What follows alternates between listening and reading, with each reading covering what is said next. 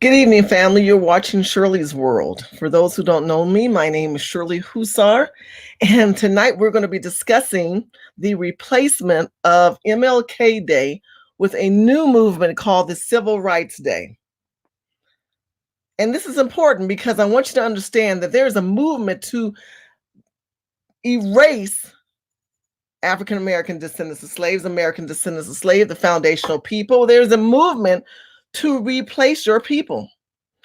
And many times, what we're finding in life and in living is that there are people who do not respect or do not understand true American history. And you should be appalled, but most of you aren't. You're sleeping at the wheel, you're comfortable in your habitation of life. You sit back and watch the dog and pony show of my group versus your group when I'm telling you there is a movement of elimination, of erasing, of replacement, of identifying as a culture of people. Your contribution really wasn't that big on this planet. And you know what? It really upsets me because I am really unhappy with the commonness of this ADOS movement, of the foundational Black people movement, of this lineage movement, whatever title, whatever name, whatever group you're in. I just want to know, when are you guys going to have a foundational cause of premise to act upon? Now, tomorrow is Martin Luther King's Day. Now, many of you not lived maybe long enough to know there was a day that was not a legal holiday. That was a day that those who are able to participate, because I was too young to say I was part of the civil rights movement, but I'm too old to say that I don't remember when it wasn't a holiday. So I do remember when it wasn't a holiday, when my parents would let me stay home, and I would tell my teachers I'm not coming to school because I am remembering Dr. King's contribution towards America and towards the Black community. But no, there is a new movement happening right now that is suppressing our voices, that we are not driving the narrative of discussion of remembering Dr. King. It is an erasement and a placement call. Let's just call it Civil Rights Day. So this video is to help you realize the importance of civil rights and understand that what they're doing and why are they doing this? Why are they replacing civil rights? Because they don't want to remember the Negroes who made an impact in this country. They do not want to remember how it came about, and they don't remember who it was for. Civil rights was not for illegals. Civil rights was not for Mexicans. Civil rights was not for everyone in the world. They tell you that it was. It was created for a foundation of safety for Black people. Please share and like this video, because in order to get our numbers up, you have to like and share the video. I do these videos to help empower us. And I've been asked to do more videos, and I don't always have the time. So when I do them, I ask that you support me in this effort. Hey, Eric, thank you so much for coming on. I appreciate it. Make sure you like and share on your Facebook, Instagram, Snapchat platforms, because by sharing this platform on Instagram and Snapchat, we realize that Black First can have a voice on the table. And that starts with me and you. So I just want to start off by saying there is a new thing called the Civil Rights Day. That Civil Rights Day has been put into place by Arizona and New Hampshire. And what they're saying in Civil Rights Day is that it is a replacement for Dr. King's Day, but they won't call it that. They say it works in conjunction to Dr. King's Day. Now that's kind of strange, right? We ain't never had no Civil Rights Day. We always said, hey, it's Dr. King's Day, but why would we give a Black man, a descendant of slaves Black man, a Christian Black man, any notoriety when there is an uprise of Muslims in this country, when there's an uprise of other cultures of people and religions in this country? Why recognize the foundation of the people who created, hear me out, who created the civil rights movement, and a clarification of that? Well, how do you replace these people? Well, you replace them with a new day called the Civil Rights Day. So I want you to see, and I want to read this article to you that you can find, and I want you to do your homework. And so tomorrow, when you're having discussions about the Civil Rights Day, the Civil Rights Movement Day, when it's actually Dr. Martin Luther King's Day, it's just It's preposterous. Now, many of you saying, why are you all upset at this? It's okay. It is not okay.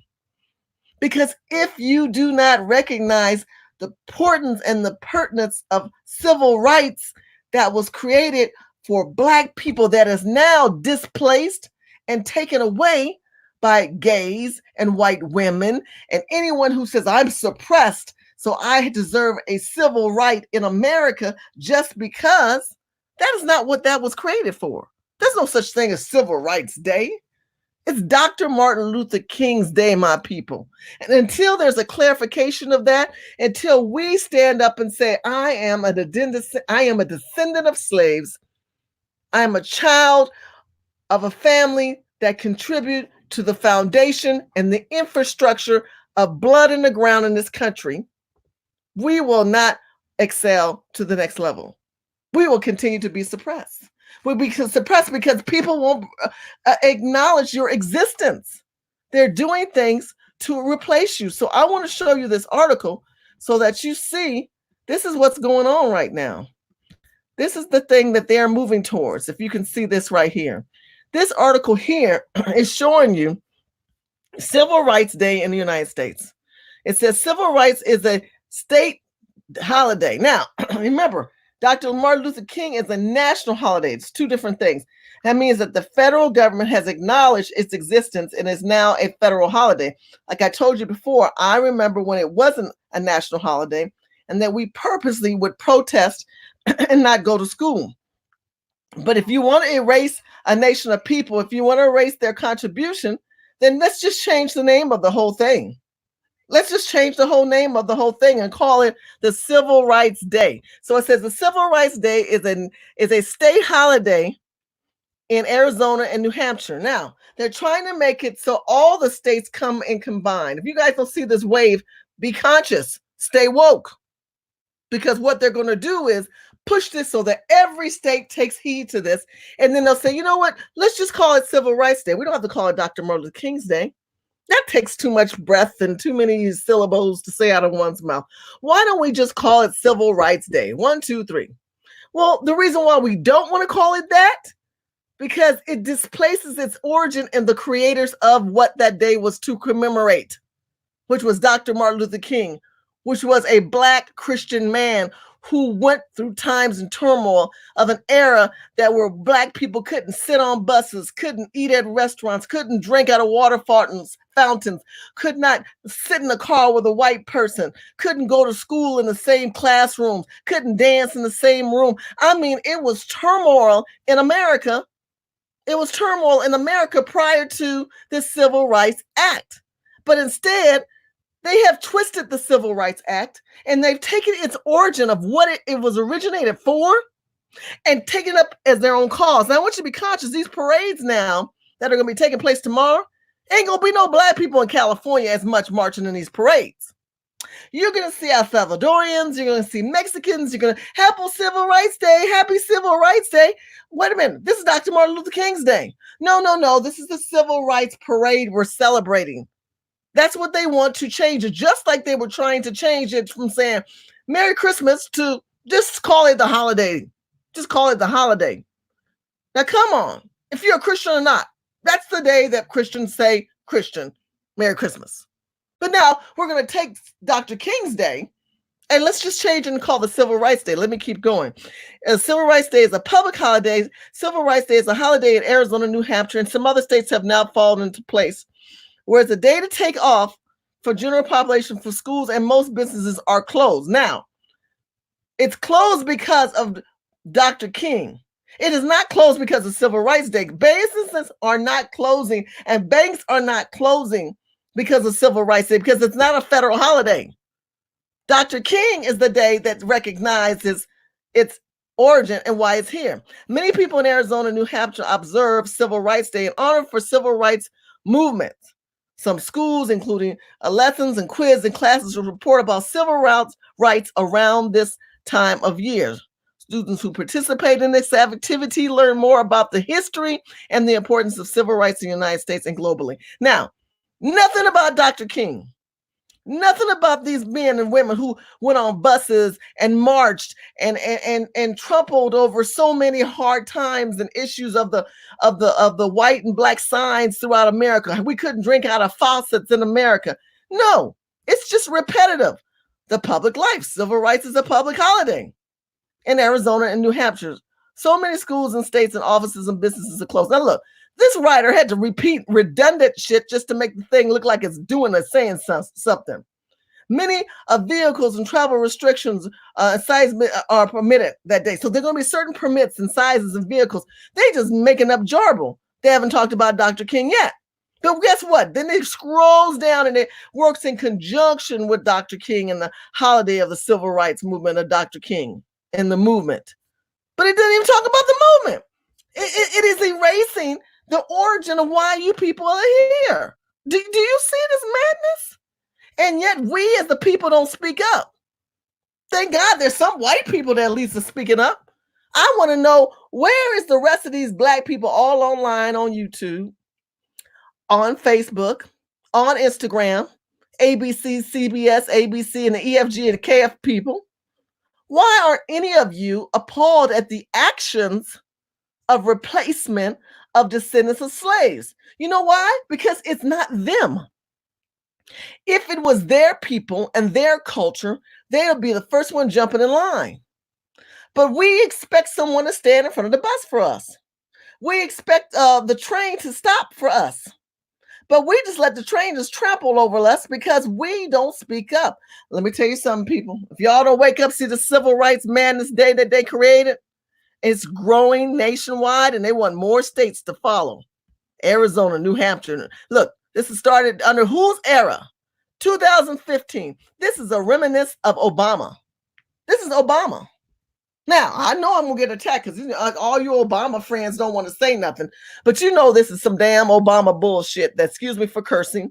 This is some Obama madness that was pushed to slowly pivot the dial towards the left, the socialist, liberal agenda of acceptance of all things and all people and all culture, a lack of responsibility of origin and foundation and roots of trueness. That's what this is about. And like I said, y'all just gonna let the bus just roll on over you because you ain't saying nothing. But yet you've got white people, some white people, speaking up against it. And some of you really don't understand the Civil Rights Act was because of black and white people. I don't know how much more to civilize and simplify that for you other than show you in a small child's video. So let me go ahead and do that one for you because maybe you might catch it. Welcome to Kids Academy.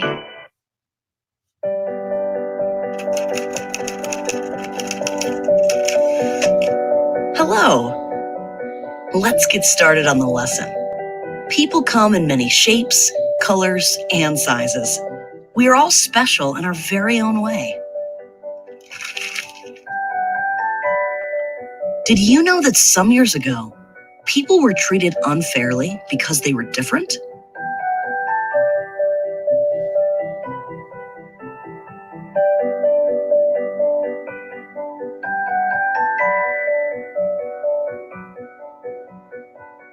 People were forced to live in different communities based on skin color.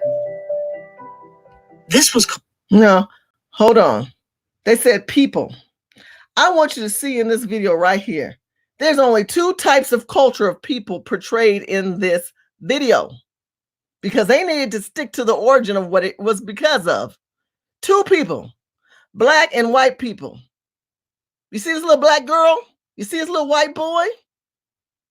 There was something that divided them. Let's talk about it. It wasn't, where the Mexicans at? Somebody see the Mexicans over here? Anybody see do anybody see any El Salvadorians, any gays, any white women? Anybody see those people, the liberal progressives? You see them up here fighting for us? Nobody was here for this little black girl. Nobody was here for this little black girl, but black people. That was it. Black men who weren't emasculated and who were not homogenized and who were not perpetrated in a manner that they are today. Two people. That's what you saw during the civil rights movement of the 1960s. Called segregation. Based on skin color.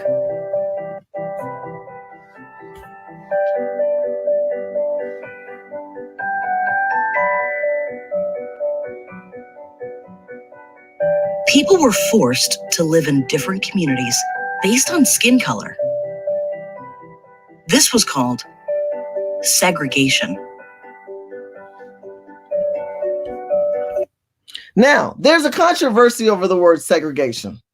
And the reason why is because we live in a time that segregation has reignited, has ignited again. In the matter of fact, it's ignited within these immigrants and the illegal immigrants forms, because they've come here and they don't want to integrate. They segregate themselves purposely to economically empower themselves for their own people to redistribute wealth back to their community. Somebody give me some thumbs up on that, please, and like this video and share. Listen to what I'm saying. This word segregation is a very strong word right now, because what happened is they broke the barrier and made us integrate with white people, which we did. And where did the other immigrants go that came into this country who benefit off of civil rights? They didn't integrate. They segregated themselves. They created their own communities and markets and stores, and they created their own restaurants. And then what they do is they take their wealth of what they make and they send it back to their families. They don't take that tax dollars to rejuvenate and build the wealth of America. They'd rather sit here and cause chaos and say that they're being discriminated against. But they've created that word segregation and they're flourishing. We, on the other hand, looked at the word segregation and we were vilified for it, and we were vilifying them for it, saying, push this wall down and let us all work together. And instead of working together, they've taken it from us and they've allowed those people to segregate that don't work with us.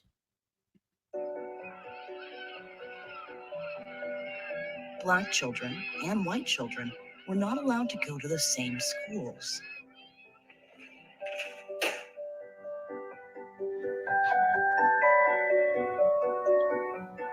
Because of segregation laws, people of different colors could not eat at the same restaurants.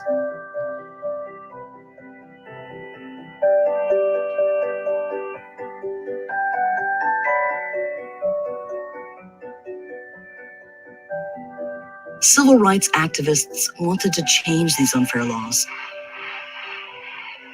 An activist is a person who works hard to make changes happen in society.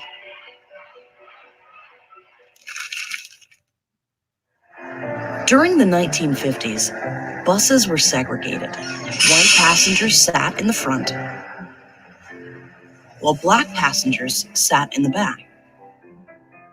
One day, a brave woman named Rosa Parks refused to give up her seat to a white passenger. When she disobeyed, she was arrested and sent to jail. Her courage led to the Montgomery bus boycott in 1955. Now let me stop.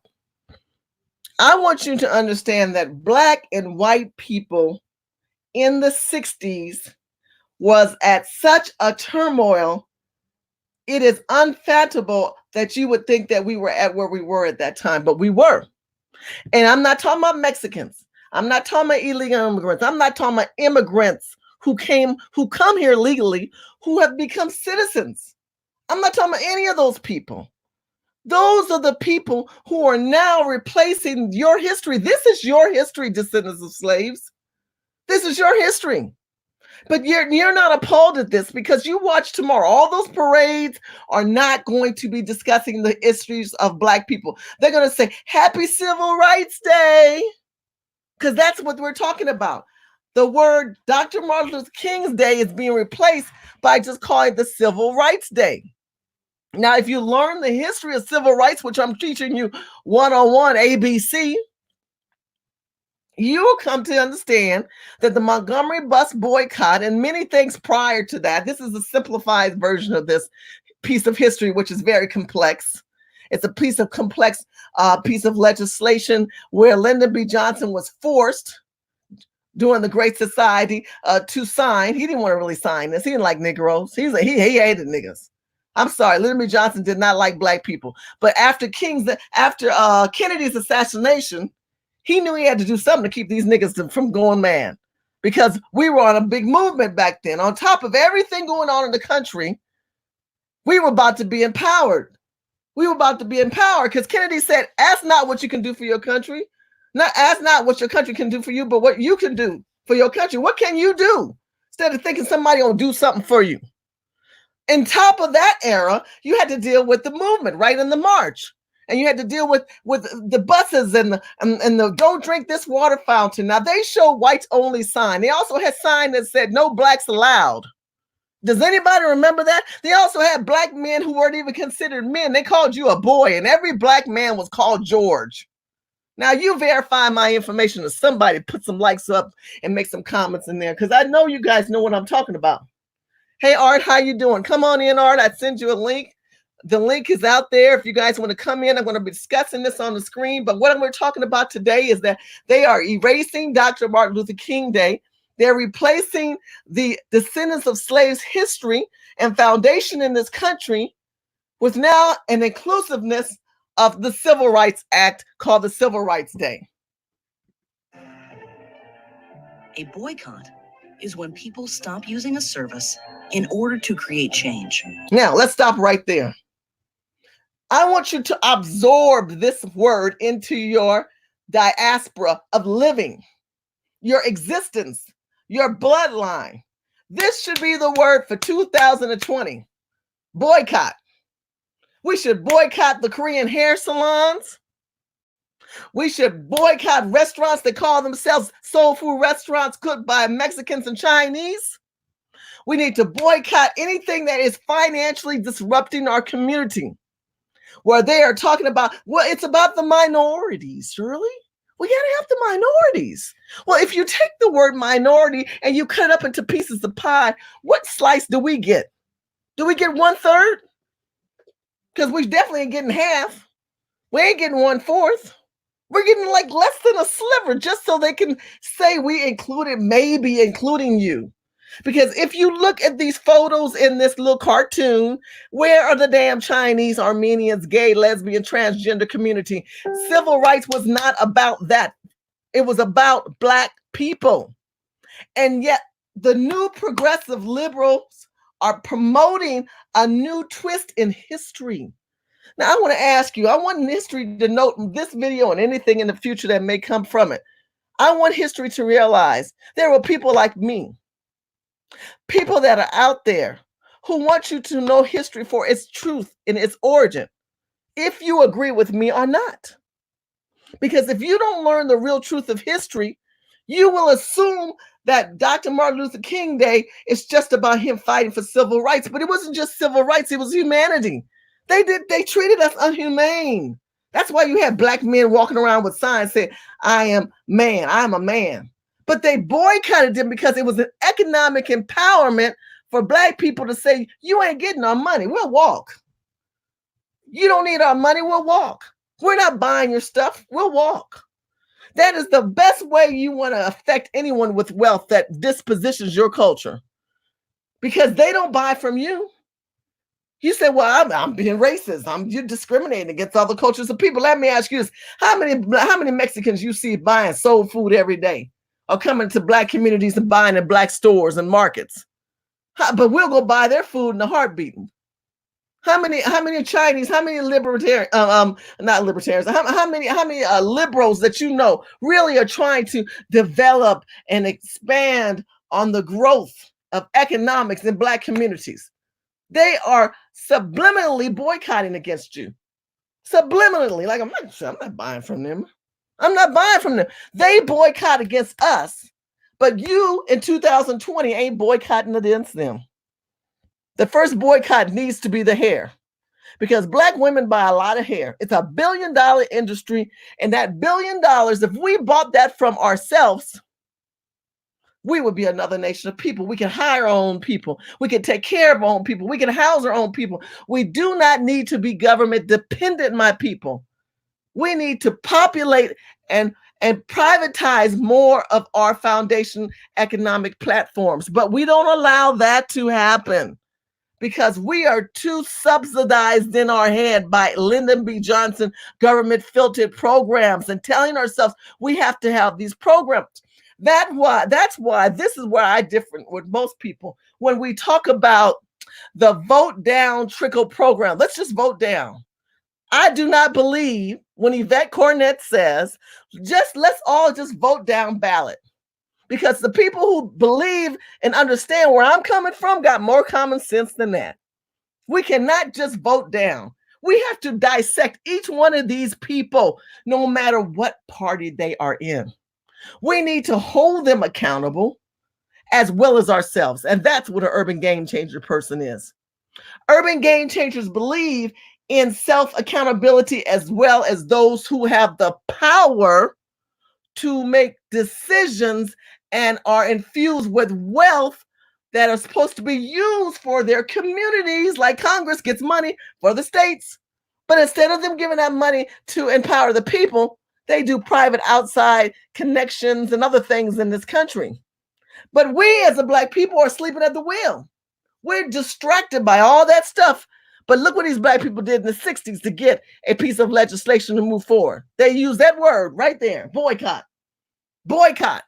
That is the word you should have built in the top of your damn forehead. When you see something, you say, you know what? I'm not going to go eat there. I'm going to help this person. You need to have small quandaries in your community, the Black foundational people, the African-American, ADOS, American descendants of slaves, whatever you call yourself. That's part of this lineage movement of culture of people. And you need to start talking in your communities because we know how these people have discriminated against you. And it was your foundational people that set a platform for them to live in this country, to build in this country, to eat in this country. It was Black people who set that foundation for all these immigrants. And they treat you like a piece of shit, man. They step on your home every day, your community every day. But guess what? Black people back then, they knew how to economically get white people. They said, shit, we're not going to ride their buses. We're going to boycott. We're going to boycott. Till enough they got tired of the rise of the people, the complaints of the people, meaning Black people, and the wealth disposition that was happening upon the white people. They needed those Negroes to buy them bus tickets so they can get paid. But instead, in 2020, we just glide through the atmosphere and talk to each other. But what good is that? And watch the Watchtower shows on YouTube when we have to take action to expose wrongdoings and create legislation of change. Let's keep going. During the Montgomery bus boycott, people who supported Rosa decided to stop riding buses and walk instead.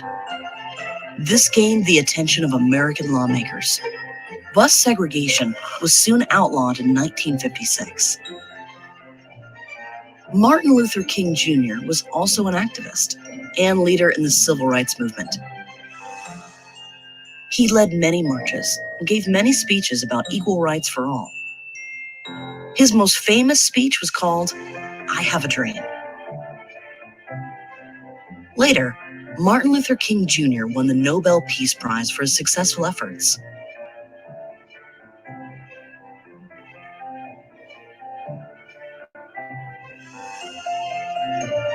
The Civil Rights Act of 1964 ended segregation laws in America. People could now live, work, and eat wherever they wanted. Now I'm going to pause it. They make it seem like it was that simple. This Black man went and did speeches, and then they realized from his speeches that we should have Civil Rights Act. They ain't showing you when the dogs were chasing the Black people in the streets, and when Black people were openly hung and white people were taking pictures with you. They're not showing you that because this is a child's video. So they're going to soften the truth of the matter. They're going to ease the pain with some lemon and sugar and some lemonade. But I want you to taste the blood that it took to make this piece of legislation to go through. Because it wasn't sugar, baby, it was blood. People died and suffered and were oppressed so that you can have this voice at the table. And then after they did all this, y'all didn't give this thing away to some damn illegals and immigrants and gays and all these other people who want to get their points across. And then now you're going to erase the man who was the voice of reason, the man who put his life on the line, the man, Dr. King, who went to jail, the man who neglected his wife and children for a better and a nation of people, to only spill his own blood at a very early age? Come on, people. Come on, somebody wake up and share and put some likes up on this video, because more of us I need many of you guys who do videos. I know many of you guys have way more followers than me and have a voice at the table. I don't care if you do a video for 1 minute. Please start talking against Civil Rights Day. Please make sure of this movement of replacement of Dr. King's Day, that they do not replace it with what they call Civil Rights Day. We cannot have a Civil Rights Day. We have to continue to incorporate his name, for it inflicts the pain of what that Black man shows to be. A man who put his life on the line, and people who put blood on the table to be able to sit next to these white people. The civil rights movement changed the way people live together in America.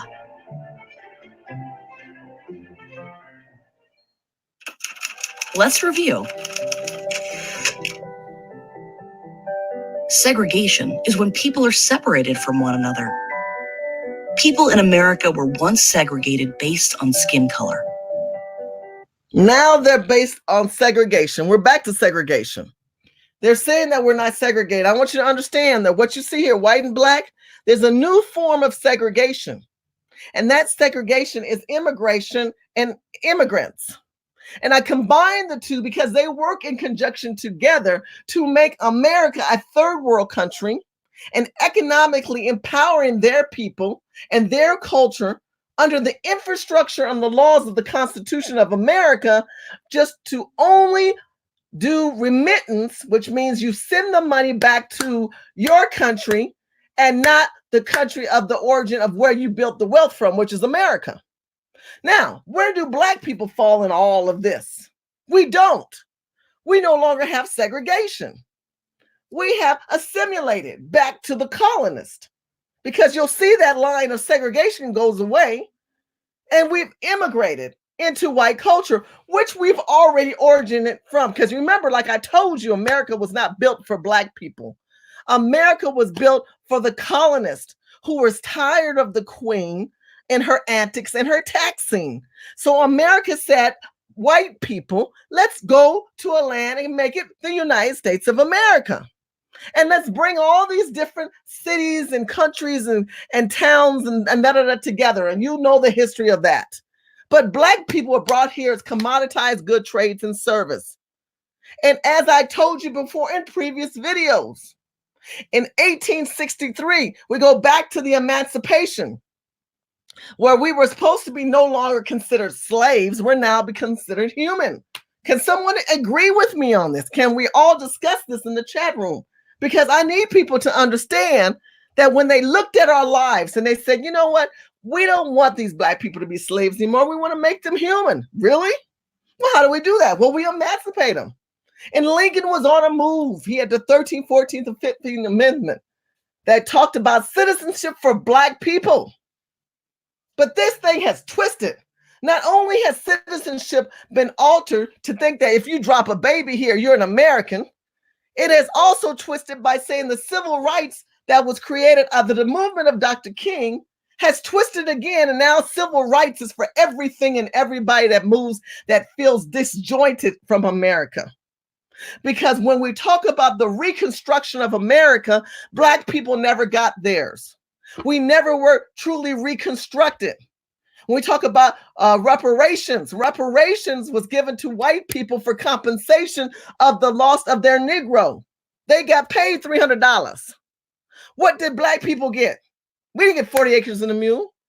What we got was to be let loose and free, because after that, there was 100 years of lynching when the Union, which is the Republicans, and I'm a Republican, pulled out of the South and abandoned Black people. So when the Union pulled out of 1877, Black people for 100 years were targeted on this country, because after the war, I think we were almost 55% of the population. We're down to 14%. Does anybody see this as a problem? Because we didn't stay segregated when we wanted to be. When General Sherman said, let's put Operation Special Order Number 15 into place, Andrew Johnson said, oh, no, no, no, no. We must still stay in control of these Negroes. So let's just keep them suppressed in different formats. So Lyndon B. Johnson was the next level. It was an acceleration by saying, well, don't segregate them, assimilate them so that we can control more of a noose over their neck. Black and white people were not allowed to live in the same communities or sit next to one another on the bus. Activists, such as Rosa Parks and Martin Luther King Jr., were leaders in the civil rights movement. They wanted equal rights for all people. An activist is a person who works hard to make changes happen in society. A boycott is when people stop using a service in order to create change. Stop. A boycott is when people stop using services to bring change. That's where we're at. I want you to think about that. That's why I got quiet. A boycott is what we need right now. Because we got a lot of people talking online. We got a lot of people claiming to be some kind of leader. We need a leader. We need a leader. A leader is one that takes action. I mean, let me go back so that you hear, how did they determine who these leaders were? Who was Dr. King? Who was Rosa Parks? How did they become that? Activists, such as Rosa Parks and Martin Luther King Jr., were leaders in the civil rights movement. Rosa Parks, Dr. Martin Luther King were activists. A lot of people like to call themselves an activist. Again, activist is a verb. Like I told you, you got a lot of watchers, like subscribe, follow. Follow is a movement. When you follow someone, you're part of a movement of action. Okay? When you're doing an action of movement, that's what we see here.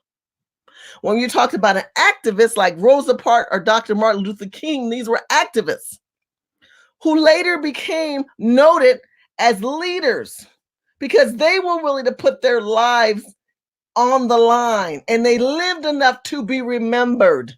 There are many activists in this fight.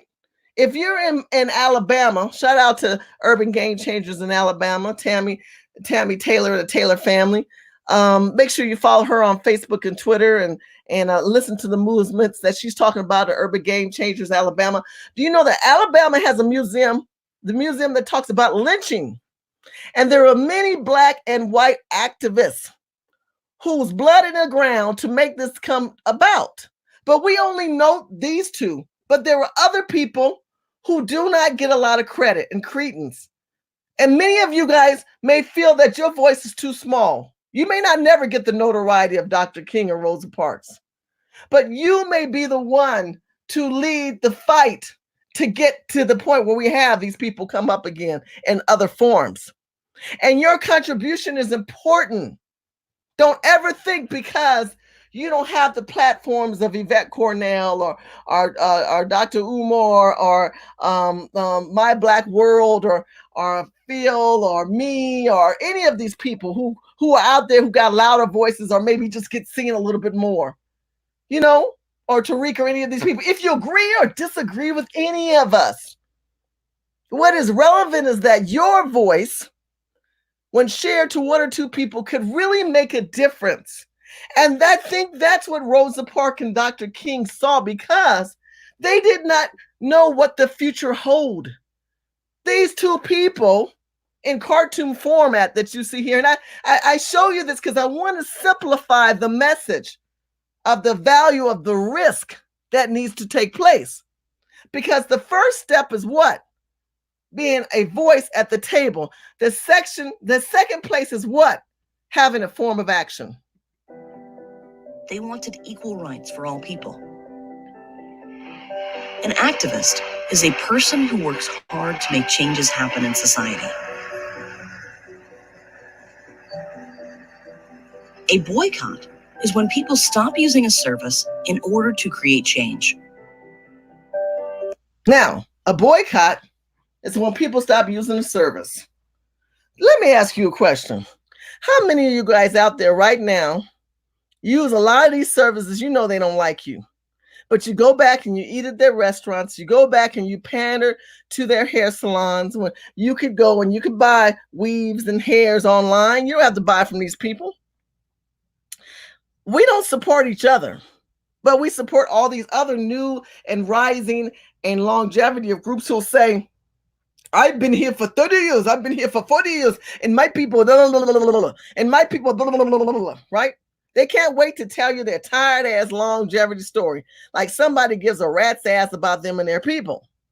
Now you may say, Shirley, that's being mean. I want to ask you, when is someone going to be nice to me? When is someone going to be nice to Black people and pick all these Black people homeless up off the streets in Los Angeles? When Black boys girls can't even get a job in Los Angeles because they don't speak Spanish.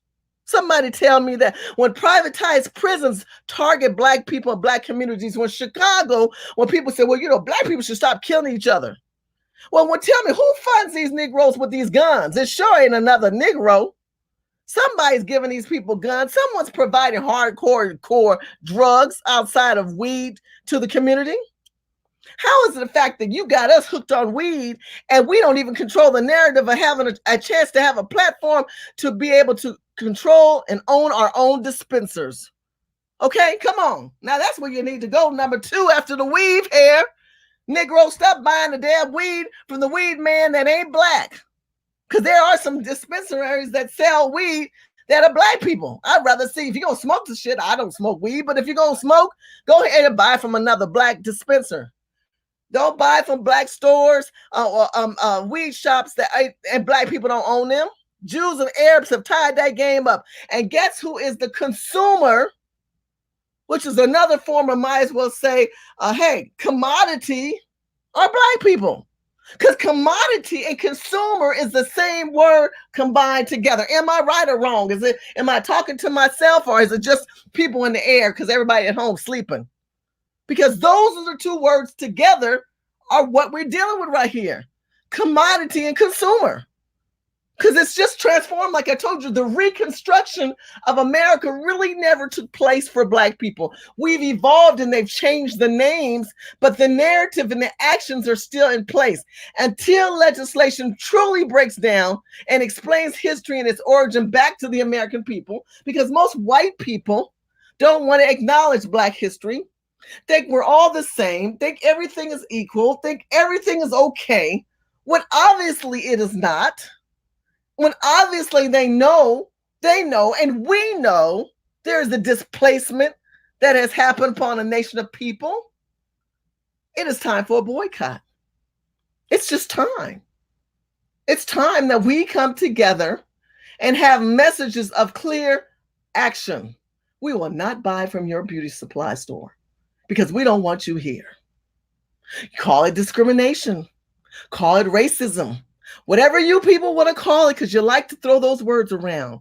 But one thing you will call it is your broke asses be gone. Get them Koreans out of them Black communities and let them go sell that Black hair in Koreatown and let them see if they'll grow and prosper from there. Because they don't want to live with you. They don't want to eat with you. They don't want to empower you. They just put 1 or 2 of you in their store to make them happy. Don't buy from their weed stores. Don't buy from their weed stores. I don't care if it's Arab, Jewish, whoever. He gives me a good deal. He's a really nice man. I don't care how nice he is. He is destroying an opportunity of wealth growth in your community, because boycotting affects the economic platform of your people and of America. Because by boycotting, it displaces them and it pulls the power away from them and gives the power back to you. The Montgomery bus boycott led to the end of bus segregation in 1956. The Civil Rights Act of 1964 ended segregation laws in America. People could now live, work, and eat wherever they wanted. Thanks for watching. Goodbye.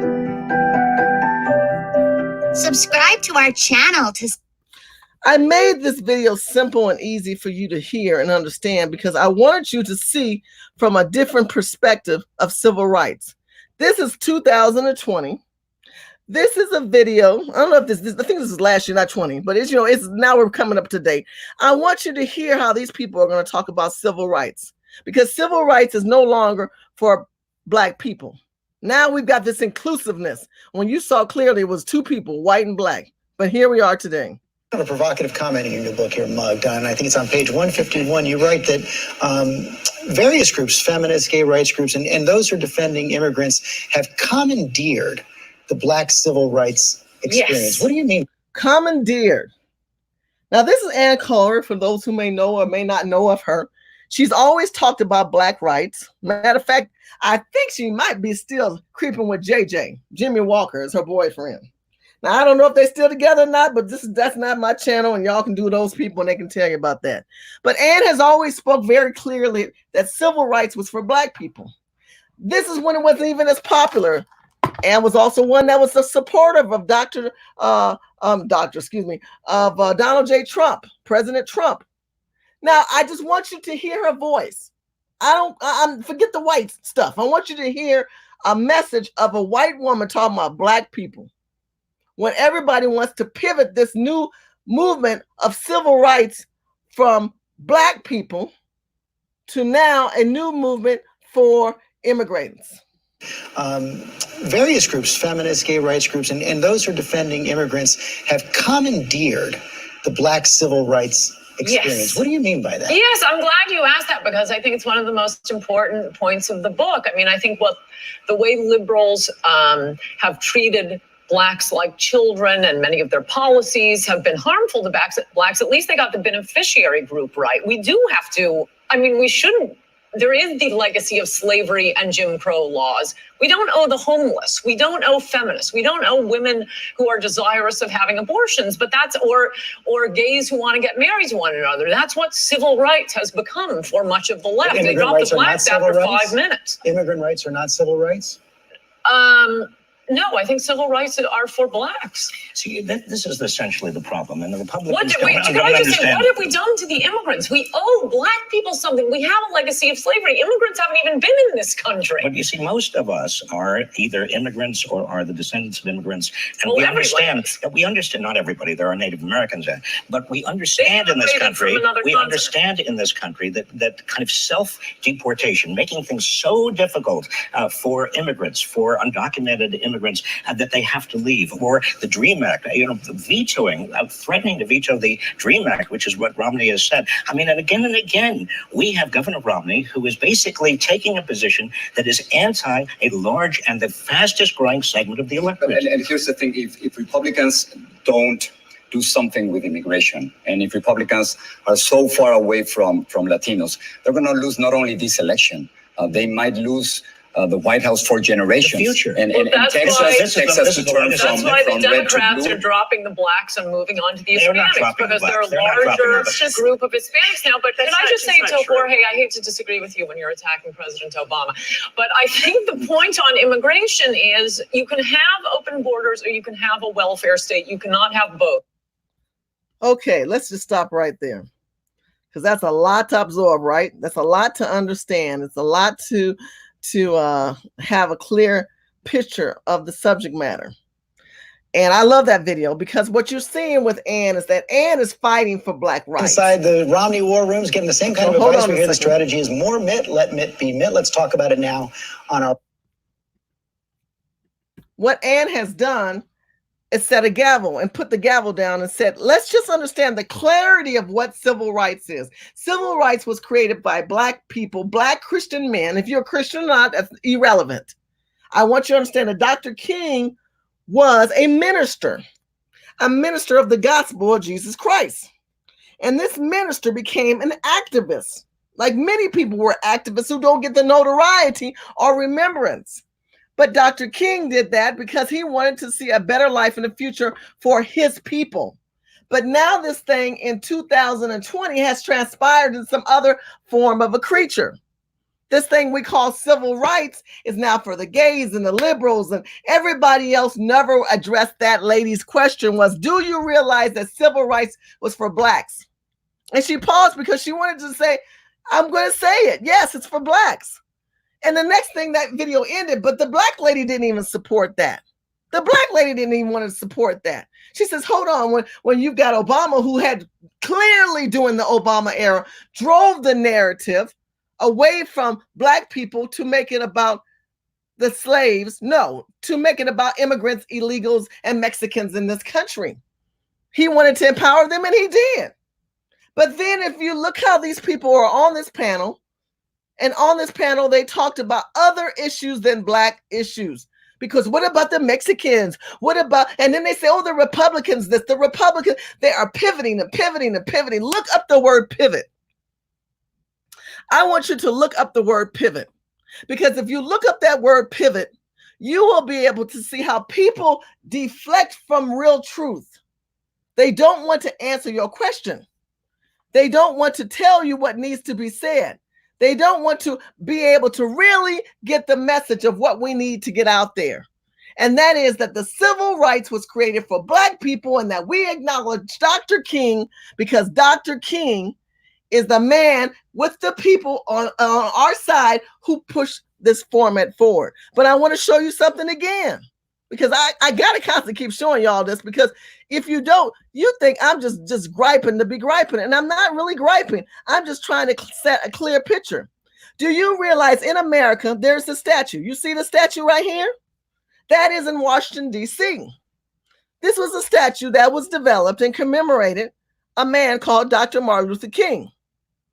Now, the statue, by the way, they chose a Chinese man to chisel this statue, and that was doing under these people who obviously, this is another reason why ADOS needs to rise up, because a black man will never get noted for carving out a statue for another black man. They used the Chinese man, and many people have questions about how he looks and how he still doesn't look Afrocentric enough in the eyes, but that's a whole nother conversation. But many of you guys know this statue if you've ever been to Washington, D.C. Many of you have to realize that out of all the statues that are white, there's only one statue of any other ethnic background, which is black, which is Dr. King. And that really appalls the Obama administration that still it has essence and reminiscences still within Washington, and the liberal progressives and all these people who want to do this, let's bring everybody together. They would rather have this man and have all their other cultures next behind him. But it was a clear picture of understanding that the civil rights were for black people. That's why you have the statue. That's why you have the museum. But if you are going to take the civil rights and you're going to take it and call it now the civil rights holiday, a public holiday that are starting from city to city, and then they're going to say the days were taken off for businesses for that. But it works in conjunction. If you read this article that's out there in timeanddate.com, go to their website and then type in the Civil Rights Day. They're saying that these 2 days of Dr. Martin Luther King and their days are united as one. That's a problem, because this is a beginning of an erasing your existence. This is how they alter history. Unless you have that fight, and unless you have that desire for clarity for your children's children, be careful. Now, a friend of mine on Facebook said, Shirley, shout out to AJ Smith. Thank God she emailed me and basically messaged me on this. She says, in school, you need to ask your child, are they telling you that tomorrow is Dr. Martin Luther King Day? Well, it's Civil Rights Day, Mama.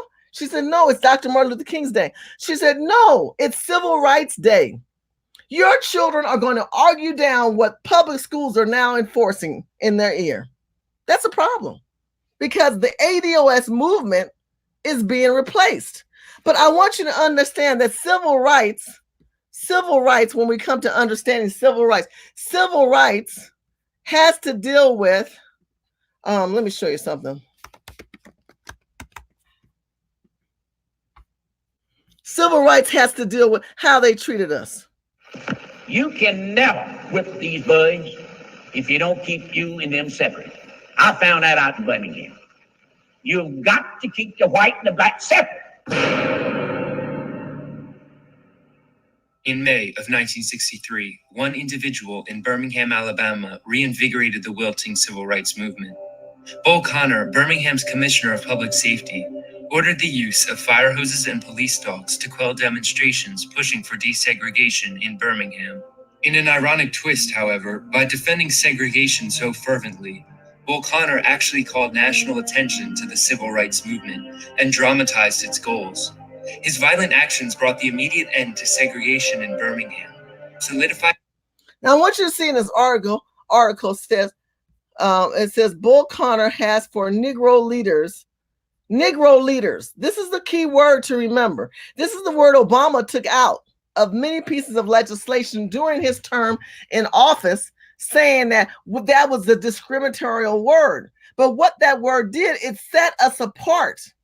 It set us as an origin and as a nation of people. But instead, he'd rather say black people or people of color. So now we're going backwards. Instead of called Negro, we're called people of color, which means, by the way, everybody is a person of color. His legacy as a symbol of bigotry, and most importantly, hasten the passage of major civil rights legislation.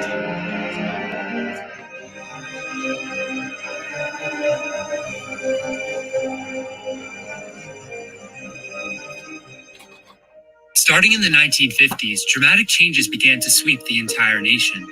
Following the landmark decision in Brown versus Board of Education in 1954 and the success of the Montgomery bus boycott in 1956, America found itself amidst an ever-strengthening civil rights movement. In 1962, however, the movement met its first significant setback in Albany, Georgia. The Albany movement was largely a failure. Because it lacked a clear-cut focus and failed to arouse an aggressive response from the police department, the campaign stalled. In August of 1962, the leader of the Southern Christian Leadership Conference, Dr. Martin Luther King Jr., left the city of Albany. According to King, the Albany movement's aims were so vague that we got nothing, and the people were left depressed and in despair. Although King left Albany crestfallen, he quickly refocused his attention on finding a way to regain momentum. King and other civil rights leaders sought someone that would display to the world the grim reality of segregation in the South. It didn't take long to find such an individual. Born in 1897, Theophilus Eugene Connor achieved local fame in Birmingham after dropping out of high school and becoming a baseball radio announcer in 1921. Due to his booming voice, Connor earned the nickname Bull and eventually became, according to one publication, one of Dixie's most popular announcers. In 1934, Bull Connor launched his career in politics by becoming a member of the Alabama House of Representatives. According to Connor, he ran partly for the fun of it and partly to see how many friends I had.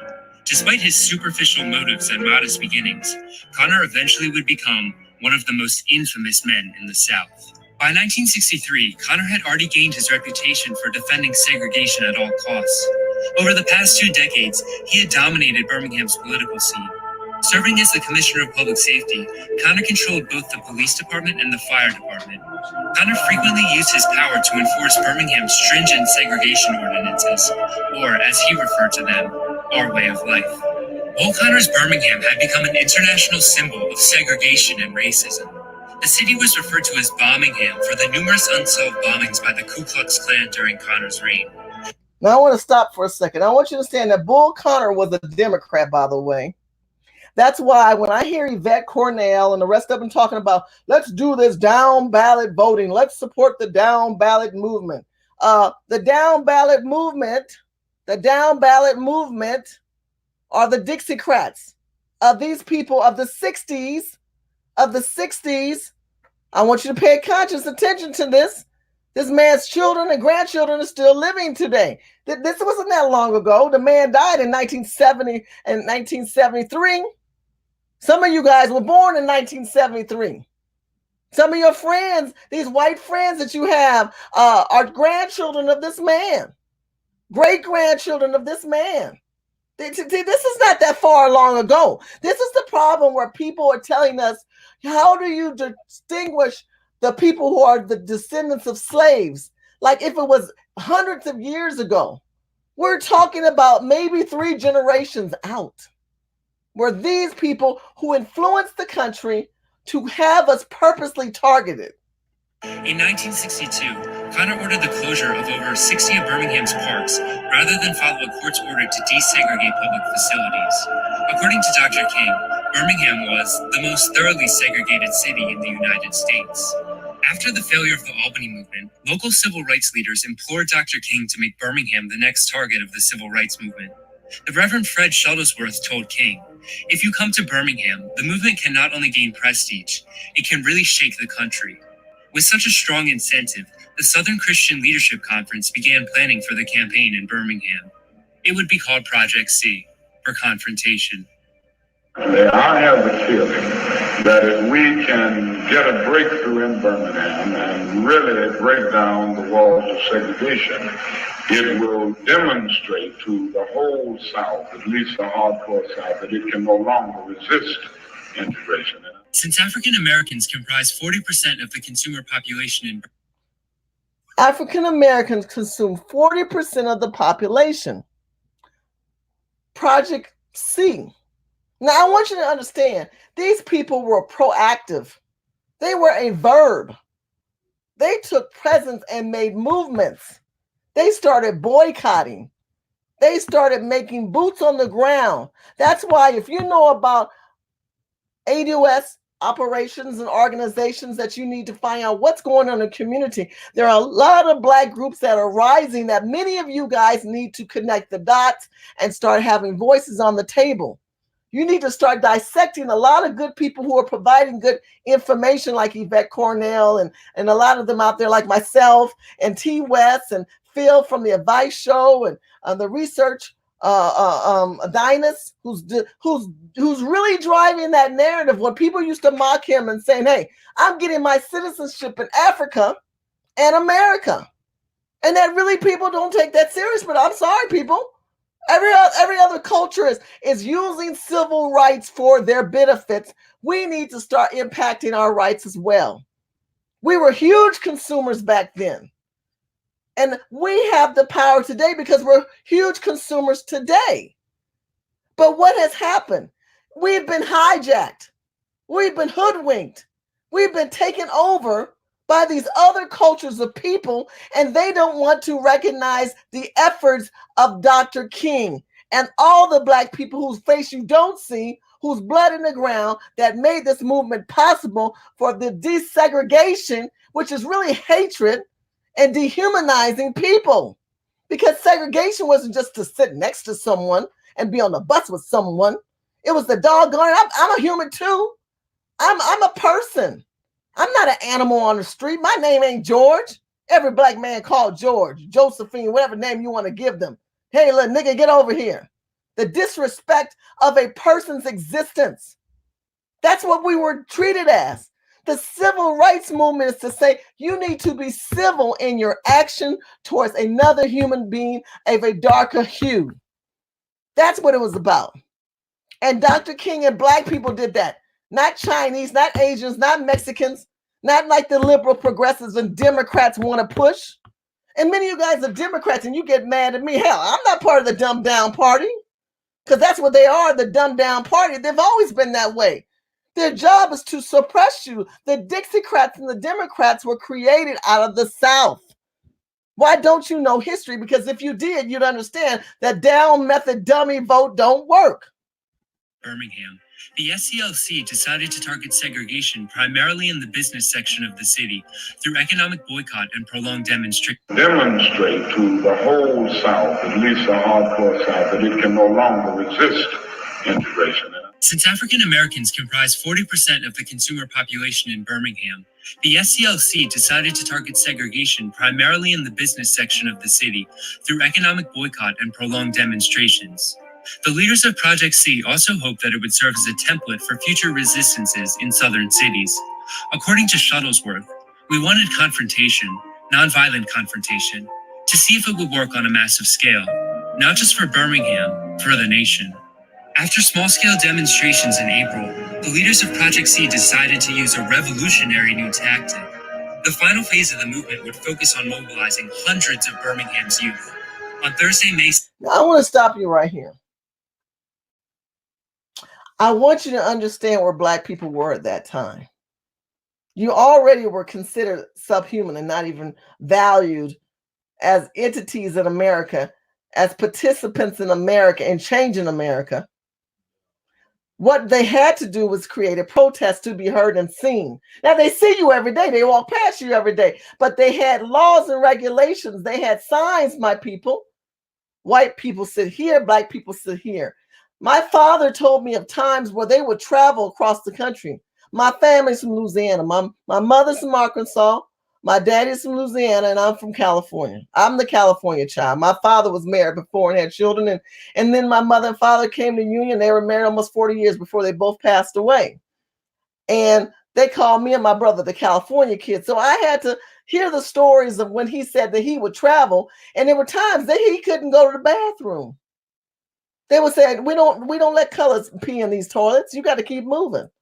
So you learn to pee in a jar, you pee in a can, or you carried something to put your pee in, or you just waited till you kept that next journey till you hit a state where you could go to the bathroom, or you could go drink some water, or you could go eat. This became normalcy in America. Because see, this is not what you're seeing in the story. That's not what you're seeing in the story of the cartoon. So I have to tell you the stories of the dead that told me when they were living. I share this from my heart because I don't get no money from this. I don't get nothing from this. But what pisses me off is that I do not see media telling you true history. And truth comes from our own people. History gets known from our ancestors that tell us so that I can pass it on to you, the next generation, of the unappropriation of segregation and what it has done and what it's evolved into, this thing called the Civil Rights Day that's pulling away from the Black people who created the civil rights in America's administration and legislation of laws that did not do right by us. That did not do right by us even after the civil rights, even after the emancipation, even after the Jim Crow, even after the privatized prisons and the breaking of legislations that's still in place and terminologies that are just changed and transformed, and tactics and tactics are still used today. Because unless you realize that, you're sleeping at the wheel. And like I said, your voice is not small. It's important because you look at numbers with the people who have the bigger voices, like the Candace Owens, that's their chosen Negro. But she's not a Negro. She's a Caribbean. This is a Caribbean woman led by Charlie Kirk, who just old enough to pee in his pants without going to the bathroom without wearing a diaper. And I say that because he's a young boy. You've got white people leading Black people about the Black cause. Doesn't that make you question? Now you guys say, well, why are you ranting? I want you to understand they are choosing your leaders, and these leaders are not performing and telling real truth, because it's not about the Caribbeans. It's not about all these other cultures of people. It's about the lineage and descendants of slaves and their contribution. But if your leaders are not a descendant of slaves, what do they care? Because in the end, people only care about themselves. Second, the first children began demonstrating. By the end of the day, Bull Connor and his police force had arrested 959 children, ranging from ages 6 to 18. Over the next few days, Connor continued defending segregation at all costs. Do you think you can keep Birmingham in the present situation of segregation? I may not be able to do it, but I'll die trying. Connor ordered his police and fire departments to use dogs and hoses to crush these massive demonstrations. To counter King's tactic of nonviolence, Connor pledged to fill the jails. By May 7th, Connor... Now I want you to understand, Black people were told to be very calm and to march and to say nothing. But these white evil people, I'm going to call them evil, created tactics to promote you to anger by shooting water hoses that pierced your bodies like needles. How many of us have had the water hose sprayed on us by a family friend, and that one hose that was pushed back a little tighter with the finger? Can you imagine that in a force that would knock you off your feet and lift you off the ground and land you on the ground? Because that's what these black people were encountering. Can you imagine dogs trained to sniff you out and chew upon your bodies and drag you across to put you inside of a jail cell or put you inside of a car to haul you away when all you're doing is civilly marching? Here's another story in my past. I asked my mother, why weren't you part of the movement? Now, I have a tendency to study my own history, and my grandfather on both sides served in the war. They served in the war, both grandfathers. And I know that because I found their records in the National Archives. And many of you guys need to do your genealogy. I understand DNA is important, but your genealogy will tell you the history, and especially for those who have had grandparents or aunts or uncles who have served in the military, those records are there, and it adds value for you to determine if you're a descendant of slaves. Back to my mother. My mother said to me, I said, Mom, who's passed away, by the way. And again, my mother had me, she was almost 40. My mother had me in my mother was almost 40 and she was born in 1928. And she said to me, Shirley, God rest her, I love my mama. My mama said, Shirley, I couldn't do it. I said, Mama, what you talking about? She says, they made us practice. See, this don't make the news. Ain't nothing in writing in no books. My mama said they made us practice and said, and see if we could handle the front line. So they practiced spitting on us and cursing at us. And I said, I can't do that. I can't do it. See, we see these black people getting hauled away. Those people were prepping themselves for that hauling. Now, I'm talking about legislation and movement, and none of y'all even talking about prepping. Hell, we can't get it organized enough to stop beating each other online on bullshit. Tariq talking about bullshit tonight. Bullshit tonight. The white man sleeping with the white woman, which has been since we were brought here. They always been fucking black women. What else is new, nigga? What else is new? How do you think they multiplied this on the earth? How do you think we became descendants? We have to have that lineage of that white man's blood in us to even claim to be a child of the colonist.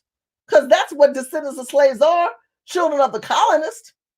At this stage of the game, after so many generations of being here, ain't nobody pure African that are descendants of the colonists.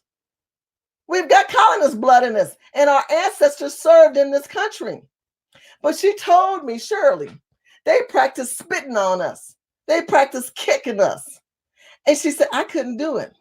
It almost brought me to tears just hearing her say it, because she said it really, see, I'm very strong in my message, but I want you to know that my mother never said this with fervency. She said this real silent, like she was almost ashamed, because she was like, I really mind those people because I couldn't do it. See, everybody doesn't have the ability to do what these people did. These people, we don't know their names. We just know they look like us. We don't know their faces. We don't know their families. We don't know how many lived. We don't know how many died. We don't know how many went to jail. We just know the popular ones, the popular ones. But I want you to understand that this took people in a nation of movement among the people to make changes in America. Conner and his police department had already jailed over 3,000 demonstrators. Police and fire departments to use dogs and hoses to crush these massive demonstrations. To counter King's tactic of nonviolence, Conner pledged to fill the jails. By May 7th, Conner and his police department had already jailed over 3,000 demonstrators. The situation in Birmingham worsened as Conner proceeded with his relentless attack on the demonstrators. Local business leaders began to change their minds about segregation. Because of the economically crippling effect of the boycott and the state of race relations, the Senior Citizens Committee, a group that represented the majority of Birmingham's businesses, agreed to desegregate lunch counters and hire African American workers. Announced on May 10th, the Birmingham Agreement struck an enormous blow for integration. Bull Conner's extreme actions had clearly backfired, but his violent actions would eventually backfire even more. Bull Conner. Now, before she tells her story, I want you to understand what they said. We're talking about economics. We're talking about money now. Somebody wake up. Don't go to sleep. I know it's late at night. But tomorrow, many of you guys are off anyway, so stay awake. Share this video. Get the like button up. This part of this video is very crucial because, see, the boycotting was working. The marching and not buying from them. Not just the marching and getting watered and dogged down. That was horrible. And media didn't like that. And people didn't like that. And that grew the movement. But what penetrated the movement, penetrate is the key word, is boycott. Because what happened was them white people wasn't getting no money. They say these Negroes ain't eating here. They ain't riding the bus. We're not going to support. We got to have them. But see, now we've been filtrated with all these other cultures of people. How do we go back to this? We can't because we're not the larger percentage anymore. We're not in above close to 50% or the 40 to 30%. They've got us broken down to the teens. So the best thing that we can do is go where we are the most effective in penetrating them financially. And that's the weed industry. And that's the hair industry. I know someone's got to believe with me on this because, see, finances is what changes, moves movement above private businesses, even if legislation wasn't even in place. Now, did you notice that? There was no civil rights at that point. There was no civil rights. Matter of fact, here Bull Connor is driving the narratives of the dogs in the water, and the shit was working against the man because business owners were stifling because of that. So they started doing the front by saying, let's just put a black person behind the counter, because that's what the Koreans are doing now, because black people were subconsciously starting to boycott against these people. Because remember how black people say, oh, they said now they're going to hire 1 or 2 blacks because black people are getting mad because they wouldn't hire us. So now we pander to 1 or 2 Negroes to be educated or to be in a job position at these Korean hair salons. Matter of fact, it's so deep that the Korean hair salon people won't even publish the papers in English so that we know how they operate their business. Ain't that an MRF? That's a bitch, I'm telling you. But I want you to understand it's economics that pulled the difference in this movement. Let me play it back again.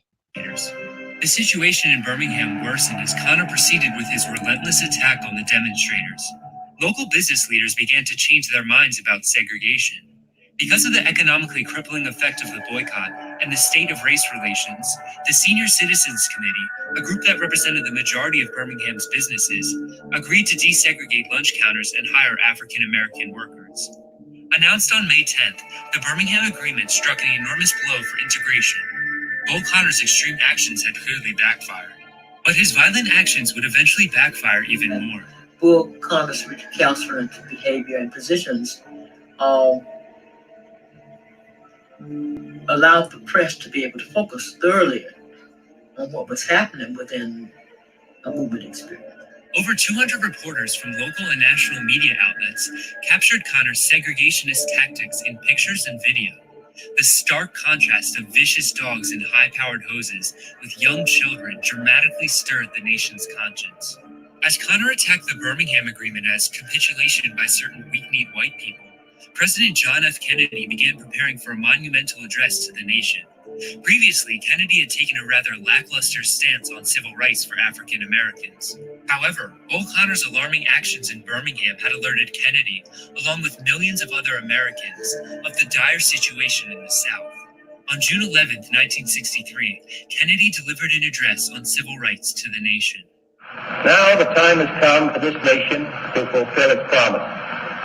The events in Birmingham and elsewhere have so increased the cries for equality that no city or state or legislative body can prudently choose to ignore them.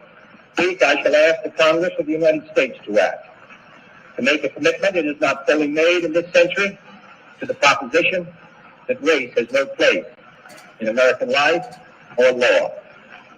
Using the momentum from the events in Birmingham, over 250,000 Americans participated in the March on Washington in August of 1963, rallying behind a cry to pass the bill. A year later, President Lyndon Johnson passed the Civil Rights Act of 1964. The act, which was originally proposed because of... Okay, I'm going to stop it right here. This is a part of history they kind of skipping over like a skip, really skip. Oh, Lyndon B. Johnson was so supportive. Lyndon B. Johnson did not like black people. Lyndon B. Johnson is the second worst most president in U.S. history. Number one for me is Andrew Johnson, who was impeached. The first president impeached, the first president who did not allow us to have our reparations, the president who did not enforce Special Order Number 15. The second one was the one that propelled government programs in the black community, and his name was Lyndon B. Johnson. He pivoted away from the movement of Kennedy promoting the people's movement, and he pivoted away and said, let's promote and accelerate the government movement. And where now you have people who are generational welfare recipients, black people who don't understand entrepreneurship, black people who don't understand OPM, other people's money, black people who have not understand that they don't need small business loans. They just need to have people who are working loans. Go to the people who got a job. Oh, that's right. We don't have jobs because they have detrimented us so much that we can't even go to other black people of wealth. If I were to ask you how many black people in your phone book right now make more than 6 digits, 7 digits, 8 digits. Some of y'all ain't got no 6, I ain't got 4 or 5 digits. That means how much money do they make? Over $100,000 a year, $1 million a year, $20,000 a year, $50,000 a year. Because see, if you had people who had at least a substantial income, you could go to them with a proposed idea of business. But we don't even know that concept because of Lyndon B. Johnson. And what Lyndon B. Johnson did was say, okay, we got to calm these Negroes down. It has gone so far beyond what the rights had ever, the liberal progressives had expected. Because what, let's go back to that part of the video that I showed you, saw that man said right here, is that the economic platform was affected. I'm going to play that one section. Because of the economically crippling effect of the boycott and the state of race relations, the Senior Citizens Committee, a group that represented the majority of Birmingham's businesses, agreed to the senior citizens of the community, that's white people. He might as well say, well, the older white people said, wait a minute, these niggas ain't buying our food. They ain't eating at our restaurants. They ain't riding the bus. They ain't banking with us. They ain't doing nothing with us. We can't let them do that, because then they'll fully understand what segregation can do. It can empower them to say, we don't need you. We got to keep them needing us. We got to keep them on that titty, that white man's titty. We got to keep them sucking it from us. We got to. So let's just at least give them a position by letting them become behind the counter and sitting with us, because we're losing money. See, we were making points without legislation. This is the point I want you to understand. This is where we're at. This is why your voice, your actions in your community is important, because you don't have to wait for governmental programs to happen for you to help your own children and the next generation. These people didn't wait for that. They didn't know what to do. So what they did was what they did, the leader told them to do, was just to march. And they didn't know the outcome, how it was going to affect, but they knew economically that was going to make a difference, because that was the pivoting point. Desegregate lunch counters and hire African-American workers. They hired us. Announced on May 10th, the Birmingham Agreement struck an enormous blow for integration. Bull Connor's extreme actions had clearly backfired. Okay, so Bull Connor's actions had backfired. It backfired, and then we're down to Kennedy comes into place, and he's about to do something, but guess what? He's assassinated. They took him out. And there's still a lot of controversy of why did Kennedy die? And why did he not live? And who killed him? And yes, we know who killed him. And then King died. All those people who were making changes to correct the reconstruction of America that didn't take place back from emancipation. So instead, we create an alteration called the Civil Rights Act. Fast forward to Dr. King's Day, that was created to commemorate civil rights. Fast forward to 2020, where we eliminate the descendant of slaves and we create the new Civil Rights Day. It was because of Bull Connor's aggressive defense of segregation, outlawed segregation in schools, public places, and employment, and was an enormous step towards equality between different races. On March 10th, 1973, Eugene Bull Connor died. By this time, Connor had lost nearly all of his political power and remained in the minds of Americans as a racist leader in the South. But for the civil rights movement, Connor was so much more than that.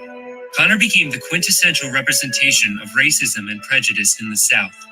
By pledging to defend segregation at all costs, Connor was the perfect individual around whom the civil rights movement could rally.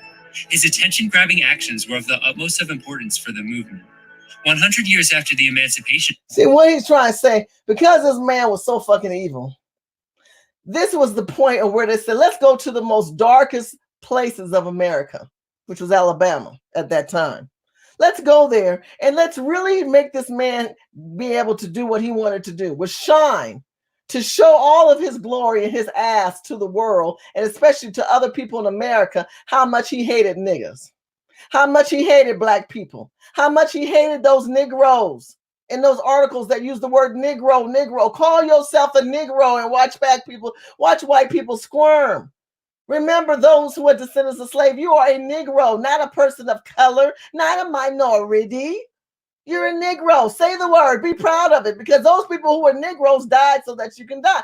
What he should be saying at this point in the video, the king and many of those leaders had to find the asshole of the foundation of their problem, the state that was creating that problem. Guess what that state is in 2020? It's called California. Where is Black America in California today? Well, I tell you what Black America is in California. Black America in California is down to 6%. We don't have blacks in California anymore. What we have is an oppressed nation of people who are homeless on the street. And y'all ain't got no problem with that. Y'all ain't got no problem with Black American homeless on the street in America today.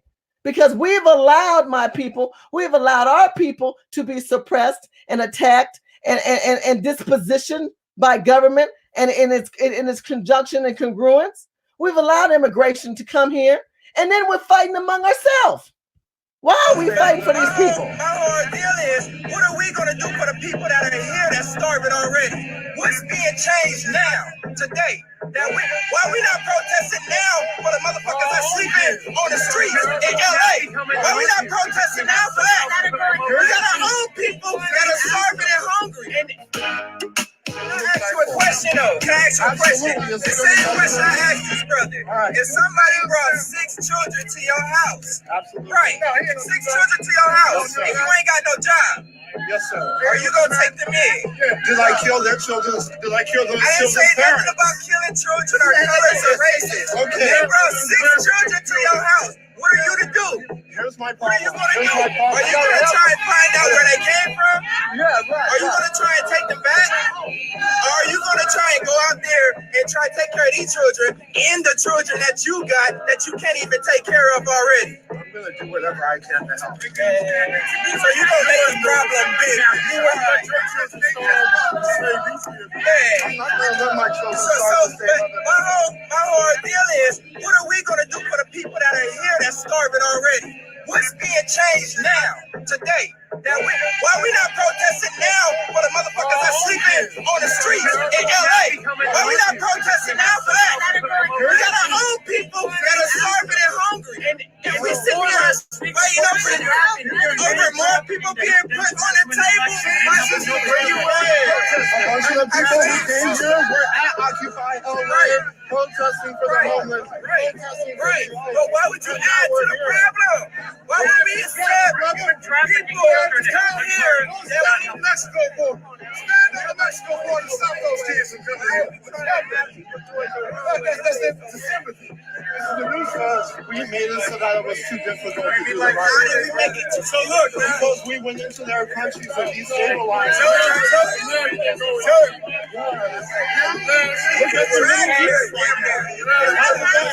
Now I want to stop right here. For those who don't know this video, my name is Shirley Husar. I'm the CEO of Urban Game Changers, where we are organizing the video right now. I mean, the website. So if you go to Urban Game Changers, it will be up by the end of this month. But I want you to understand this young man who was bold enough to stand on the front line. His name is Anthony Lyons. You can find him online. He does tattoos. He's great. He is an activist in the urban communities of Los Angeles. And this is brother Herb. Herb is a wonderful activist. He is Mr. Baker. He has a practice of chiropractors in the Inglewood area. I want you guys to give a shout out to this older gentleman over here and support him.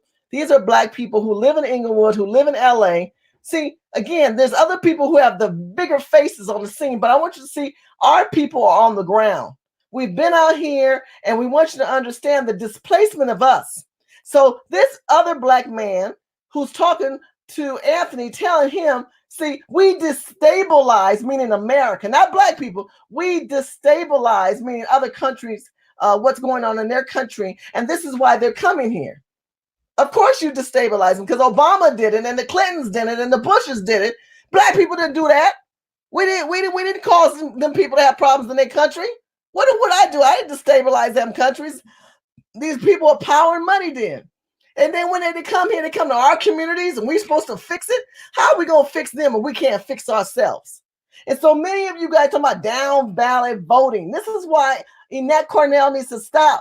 Yvette Cornell, you need to stop talking about down ballot voting, because these Democrats in California, who are the dominant source of demonic action towards black people, are the ones who are creating the chaos in our communities. Now, many of you guys in other states, you don't realize how bad it is in Black America, but I wanted you to see this video. This is in 2014. My people were on the streets. Where was your ass at, nigga? Where was your ass at, nigga? That's what I want to know. I'm tired of these people up there with their loud voices. You see history is being altered by calling it a Civil Rights Day, forgetting Dr. King, forgetting black people fighting for black people. But instead, they're going to talk about Trump, how evil he is, and everybody talking about how bad Trump is. Hell, Trump got to go have money now. He'll have money when he's out of office. But where will we be? We will still be displaced and dispositioned, because government has now made those people priority. And the Democrats are the number one driving narrative of other cultures other than black people. And that is a problem in this country. The same question I asked this brother. If somebody brought 6 children to your house, right? 6 children to your house, and you ain't got no job. Yes, sir. Are you gonna take them in? Of course you're gonna take them in. You know how you're gonna take them 6 children into your house? You're gonna put black people on the street and give them tents, and you're gonna give them porta potties. That's what you're gonna give black people, because that's what we get in Los Angeles, tents and porta potties.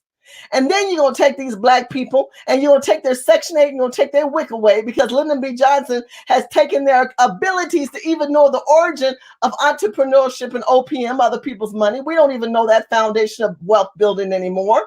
I just shared that part of the video with you. Now we have a mindset of 5, 6, 7, 8, 7 generations of welfare recipients that are now totally displaced, and had families who had houses and property and land, their grandparents did, who don't even know they're a descendant of slaves, living in tents as we talk right now, watching me on a phone, living outside on the street. Now, somebody in one of origins has got to understand that much. And then you know what they did? They took your seat and they put that woman with them 6 kids she threw underneath that border, saying, I'm a victim of my country and America need to fix me. You need to fix me. Why do we need to fix your ass? Why don't you go back and fix where you came from? Why don't more of you have a voice at the table to tell these people that they have dispositioned themselves, not us, but they're taking advantage of the position that America offers them, and they offer them more than they offer us, America.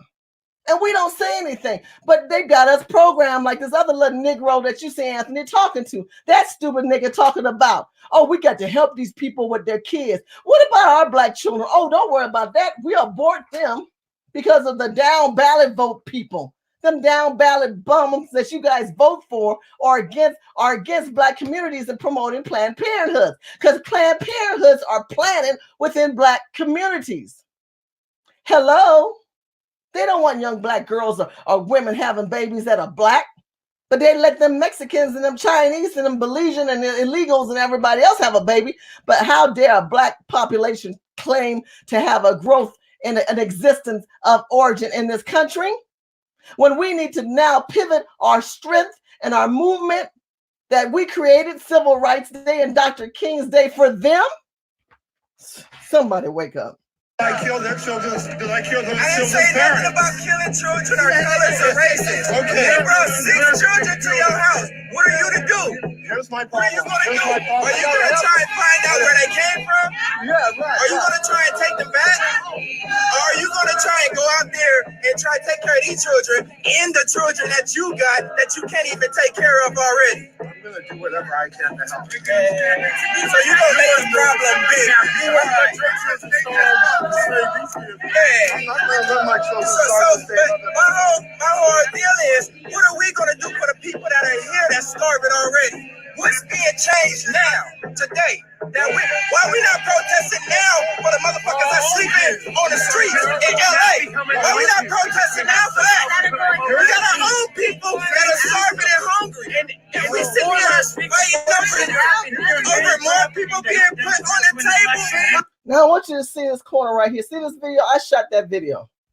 I've done this video. I walked these streets. I didn't just sit here behind this camera or sit here on this computer talking to you. I put myself in harm's way with people who are infected with diseases and rats and roaches. People who are sleeping right now in this cold ass weather in California. Disposition with porta potties. Now other white people are mad because their communities are being infiltrated with temporary housing. Because we're displaced and we're pitied and stepped upon, and yet we're supposed to glorify these Mexicans and immigrants and illegals and the El Salvadorians who give us stores and markets, and we don't have our position of economic wealth. We need to boycott. We need to be the blacks who still have housing, who still have jobs, who still have a source of income and electricity enough to watch this video and be part of this live feed, to stop this right here growing, because it is growing to a point that you cannot imagine. And Trump will be reelected, and the full forces of the federal government is going to come hard upon California. California will be the new Alabama. California is the new Alabama for the Democrats' trickle down devastation towards black. And the only way that we can stop this is by stopping immigration and illegal immigration, because immigration is not making America better. Instead, it's altering the civil rights movement to help other cultures of people to eliminate Dr. King and his efforts. And this is where we are in 2020, that this video was in 2014. Excuse me, in 2014, I was correct. Where you at? A bunch of the people who came here were at Occupy LA protesting for the homeless. Occupied LA. Where is Occupied LA today? Nowhere. There was a movement called Occupied LA. I was there that did a video on that one. Well, these people said, we're going to sit outside until they do something downtown, which they never did. These are a bunch of white hippies who were sleeping out and peeing and having sex in the tents. And the city hall came and made them clean that shit up. Go back and do your own homework on that video. So Occupied LA didn't do nothing for black people. Right, but why would you add to the problem? Why would we accept people to come here that on the Mexico border? Stand on the Mexico border and stop those kids from coming here. That's sympathy. The news says we made it so that it was too difficult to do the right thing. So look, because we went into their countries and destabilized. He said we went into their country and destabilized their movement. Hell, who told us to go into their country? Black people, not we. He's talking about America. No, they're not the American people. Let's clarify we. It is politicians with money who make decisions that we didn't even have a choice upon to go and destabilize these foreign countries. And the rest of the world are power players who destabilize these foreign countries. And who are the people who deal with the aftermath of this, my people? Black people.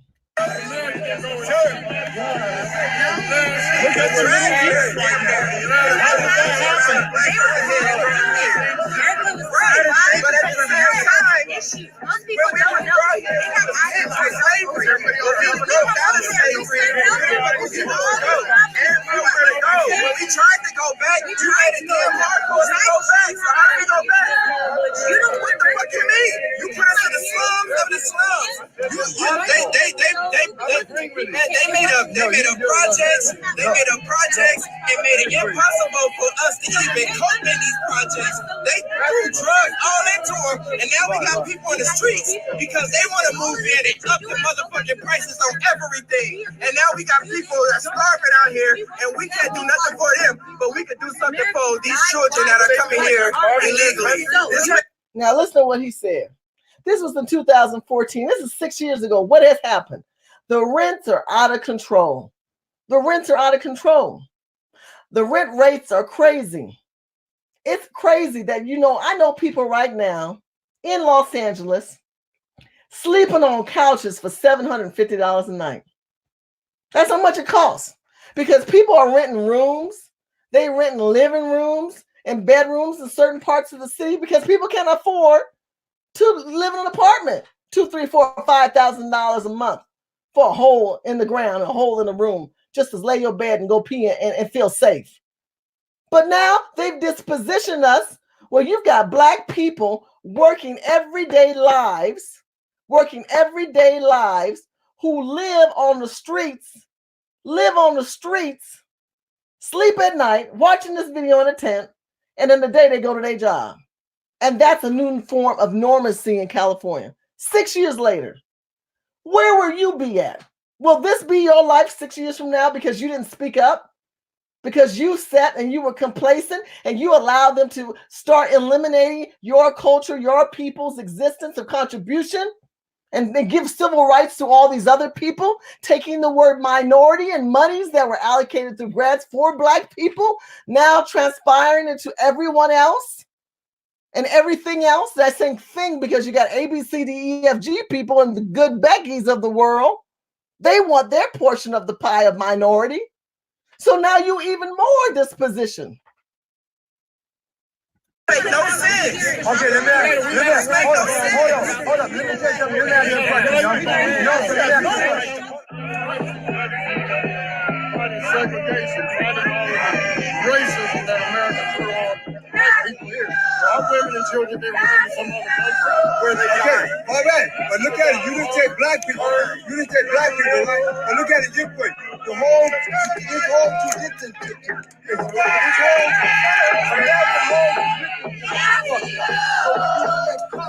You can't just look at the brown, the Black. You gotta look at their picture from overall. What's the difference? They took children from England to Australia and built that motherfucker. So come on, man. Children being targeted. Children being targeted, homie.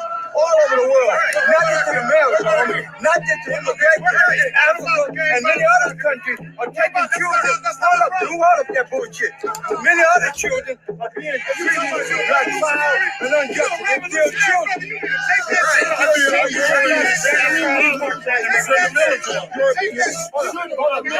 Democrats already have. Hold on. Let me tell you what this government did. This government was testing bombs. Do you know that? United States was testing bombs in Puerto Rico. They were testing bombs. The Navy war. In the 80s, hold up. In the 80s, the Navy tested thousands of bombs and left a whole human race of color. It was cancer. That whole country got cancer. All the Puerto Ricans got cancer. That doesn't get these people right to come over. America did not cause their problem. They caused what? America didn't cause their problem. They got weak, corrupt government. They're allowed to exist. And they need to. I want you to understand one thing. That unless you have the drive and the energy that my mother, God rest her soul, for those who've been watching this video from its conception, I told you earlier, my mother said she couldn't do this. She didn't have the will and the drive to be out here and confronting these people because you don't know what's going to happen. God bless the urban game changers who put themselves out on the front line to get this voice heard. Because see, in California, with this cuckoo for Cocoa Pop leadership, California has allowed an economic empowerment among immigration and illegals. These illegal immigrants have a lot of power now. They have a lot of power. They have a lot of money. They are making money. They're selling foods and goods, and we are dispositioned. And Black communities are affected. This is Black people. Oh, yeah. I want you to see this white people too. But 80 to 90% are Black.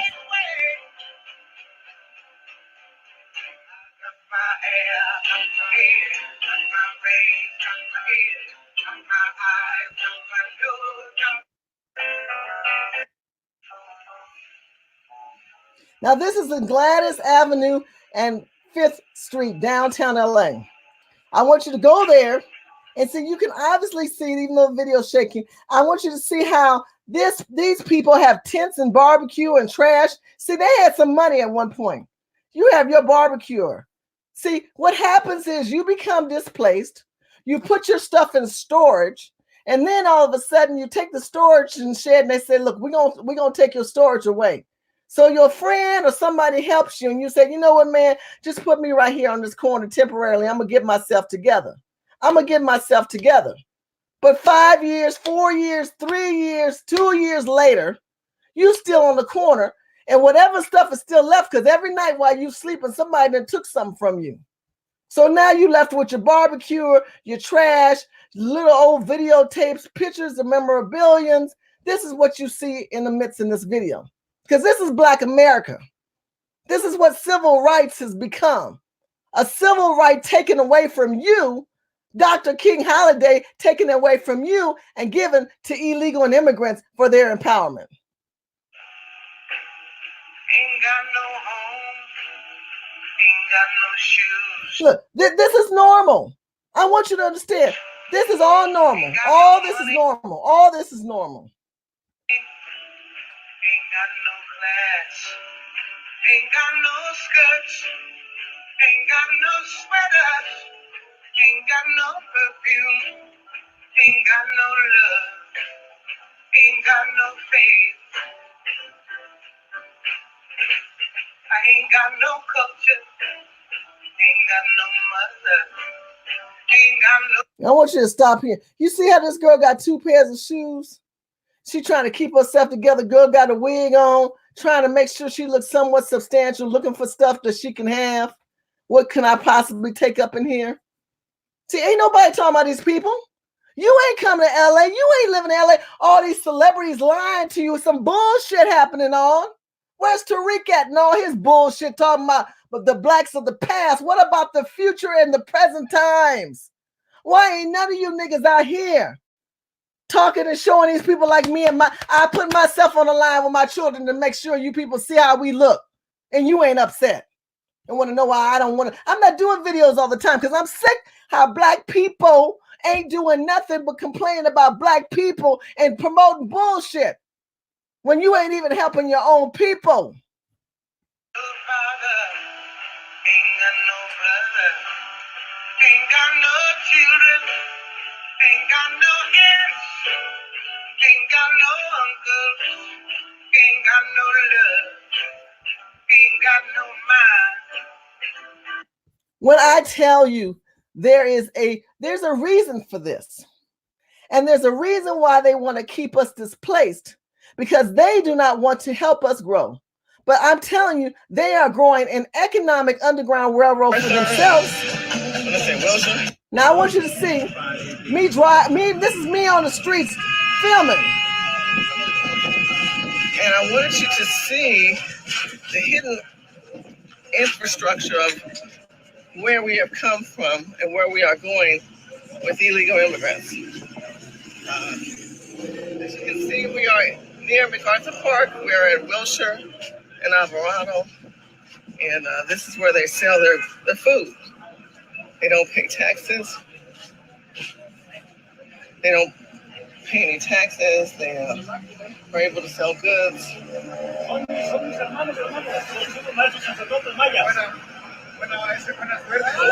at that. Look at that. No. I talk about the nasty bugs they be bringing in the community. So I wanted you to see The food. Oh, wow. He's selling this out of us.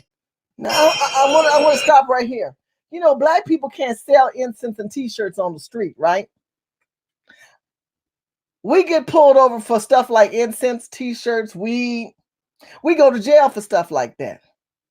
These people are able to take a baby card. You see, this is a baby card. I know it's blurry. Go to the website, see where it says at the type, go and sign up, subscribe. Y'all need to be subscribing, and then you can go back and watch these videos in detail. I'm not going to show you this whole video, but I want you to show you this baby card. This man's got crab. I didn't know what it was, but I think they were crabs. Or it could have been crabs, or it could have been okay, I'm thinking of, yeah, no, not, it could have been oh my god, the other little fish things that they have. Shrimps. Jesus, take the wheel. I'm tired. He's selling shrimps out of a baby cart with no ice. Does anybody see this? And then he got a plastic toy scale he's gonna weigh, and he's gonna sell it. Now, who the hell's buying this kind of food? They buy from each other. They educate themselves. They feed each other, and they send the money back to their country. And they do it all with cash, of Americans' cash. Black people can't do that. And then they can have more babies. How can the fact this man use a baby cart and sell shrimp off of ice and weigh it, and the federal and the state doesn't even enforce law? Now it's legal, because at that time it was illegal. But guess what? Gavin Newsom and the governor and Eric Garcetti said, stop being so mean to these people. Stop being so mean. When these people don't even abide by the health and sanitation code, they don't even wash their hands. He's selling this out of a baby cart chair. Oh, now he's going to weigh it. Well, let's check that out. He's going to weigh it. Oh, there you go. Well, he's going to pay him cash. And as you see, wow, those are really nice crawdads or something. Where the ice at? Where the refrigeration at? Ain't no refrigeration around here. Selling that out of, oh, he's going to cover that up with a towel. That's going to keep it refrigerated. I'm sure Jerry Brown doesn't mind that. That's all good for Jerry Brown. So he's going to pay him cash. Now, do you see this? This is how California, it's gotten worse, by the way. This is the old video. So when Jerry Brown was governor. Now you got Gavin Newsom, who put more gas and more foot to the acceleration of empowering these people, who've dispositioned us as an American people, who California might be the next movement to say we will no longer call it Martin Luther King's Day. We're going to call it the Civil Rights Day, because these people deserve civil rights. Look how they're suffering. They've got this new food out of baby carts. Well, who told them to come here? Who could do this? This is not America. This is the disposition of government allowing other cultures to grow and reap within our communities, to cause havoc, to cause health and sanitation issues, hepatitis A, typhus, black plague. These are all due to unsanitational issues in the state that are growing across the country, and such a growth that you can't imagine. I want you to see how this man is using a baby cart chair to sell food. Oh, now he's gonna weigh it. He weighs the food on a plastic scale that's not even leveled on a table. Somebody talk to me. Ain't that cuckoo for Cocoa Pops? On a scale. Do y'all see this shit right here? This is why y'all talking about, I need to do, I'm not doing more videos. I've done enough videos to show you and talk to you over the years.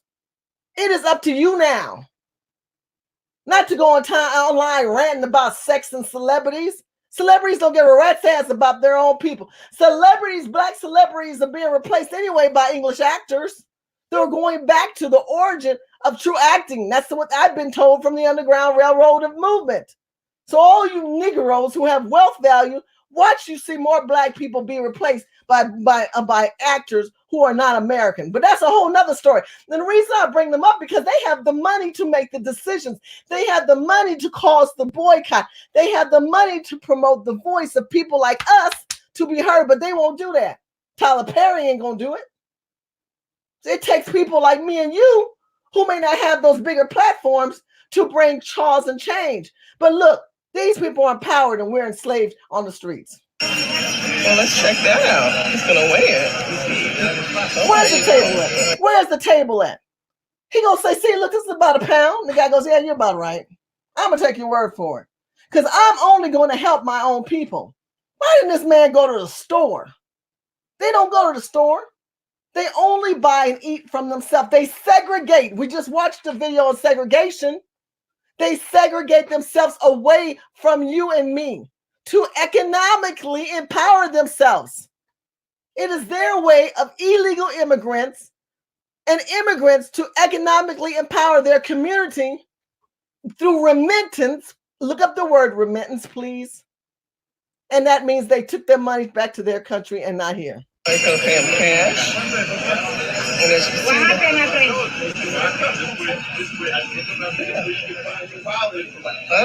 those are really nice crawdad or something. Where the ice at? Where the refrigeration at? Ain't got no refrigeration around here. He's selling that out of he's going to cover that up with a towel. That's going to keep it in the refrigerator.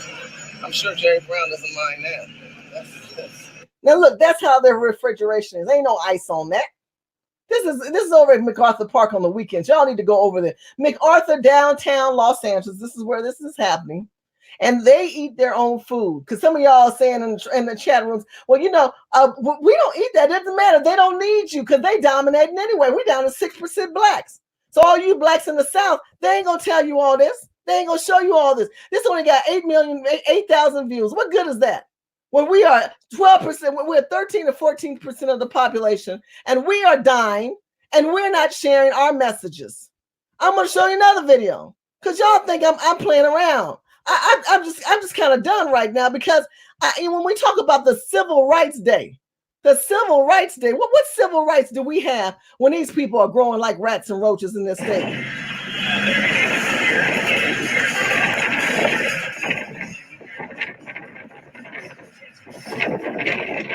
Now tell me, how normal is this? See these nasty, this look like Tijuana, right? If those who ever been to Tijuana, this is what Tijuana looks like. Well, Tijuana is in California now. Just call us Northern Mexico. Because the DACA people who've come here, this is their new normal. They look at you and spitting and them niggas lazy. You don't want to work. We white people work. No, you don't understand. We've always worked. We've always been a powerful entity in this country. It's that government, and I'm going to throw in the black church, has allowed a disposition of a protection of a nation of people. But I want to tell you that now is the time to rise, to boycott, to come together and create some type of legislation and start having conversations underground with each other. Because if you don't, your state's going to look like California. 6% left of us, the descendants of slaves.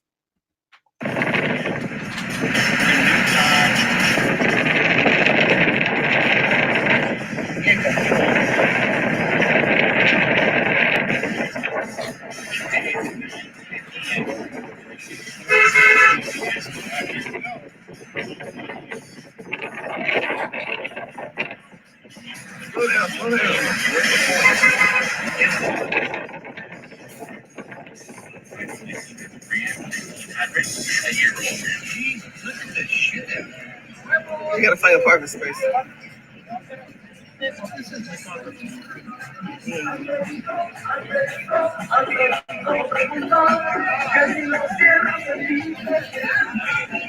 This is normal. This is the new normal in California. Look at the shit the man said. Look at the shit at all this shit out of these people. And you say, well, who buys from them? They buy from themselves. They circulate the dollar for themselves. We talked about there was a movement my daddy was also part of. It was called the Black Recycling Dollar in Los Angeles. He knew the founder who passed away. And if the founder was living, I wish I could have got an interview. He knew my father very well. And he understood the importance of recycling the black dollar. And you hear about the wealth positioning that Dr. Boyce Watkins has tried to emphasize and Claude Anderson has tried to emphasize. But I'm going to tell you, if you really want to cut the necks of the dragon and start the bleeding, that comes when it comes to these culture of people, like the people who control the weed industry. When you take the word commodity and commoditize goods of what we are and empowering themselves, and we hire and we buy stuff from them, these people buy from each other. Just like we don't buy from each other, they buy from each other and they send it back to their country. But guess what? We have no country to go back to, nigga. We Americans. We have fought in civil wars, in revolutionary wars. We have broken ground. We've turned our backs on each other in this country. Where do we go back to? We don't. We have to start making a stand for the ground that we have put our blood in. For our ancestors are coming alive in your sleep, telling you it's now for you, time for you to do something. It's time for your ass to get up and wake up and learn your own damn history. Stop people telling you lies in school, telling you it's Civil Rights Day. It is not. It is Dr. Martin Luther King's Day. That is what we're going to celebrate tomorrow. But instead, these people have taken your holiday and now they celebrate it as an immigration day. Somebody wake these people up. So here we are downtown LA, and we are filming so that you guys can see the underground wealth that flows through California. These people pay no taxes. These people pay only through cash. And this is the filth that it has become and the boldness that it has become. So I wanted you to see the underground money that flows down here. This is where California's wealth is being built, where it's turned into more Tijuana.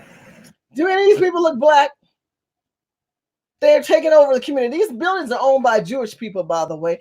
This is on Wilshire and 7th Street. This is around across the street from MacArthur's Park. Make sure on Saturday and Sunday, if you don't believe I'm telling you the truth, you go ahead and do your own homework and get from behind this camera or get behind your computer and watch this bullshit. Because this is coming to Nebraska, Alabama. This is going to be in more in Texas. You're going to see this happen in Mississippi. This is going to come in South Carolina. All you people out there, black and white, these people are coming to your country because the Democrats in this down ballot vote movement that Yvette Cornell says we have to do, because she don't live in Los Angeles. She don't understand the plight of immigrants and illegal immigrants, how these people got money and how they sell and pass dollars of cash between each other.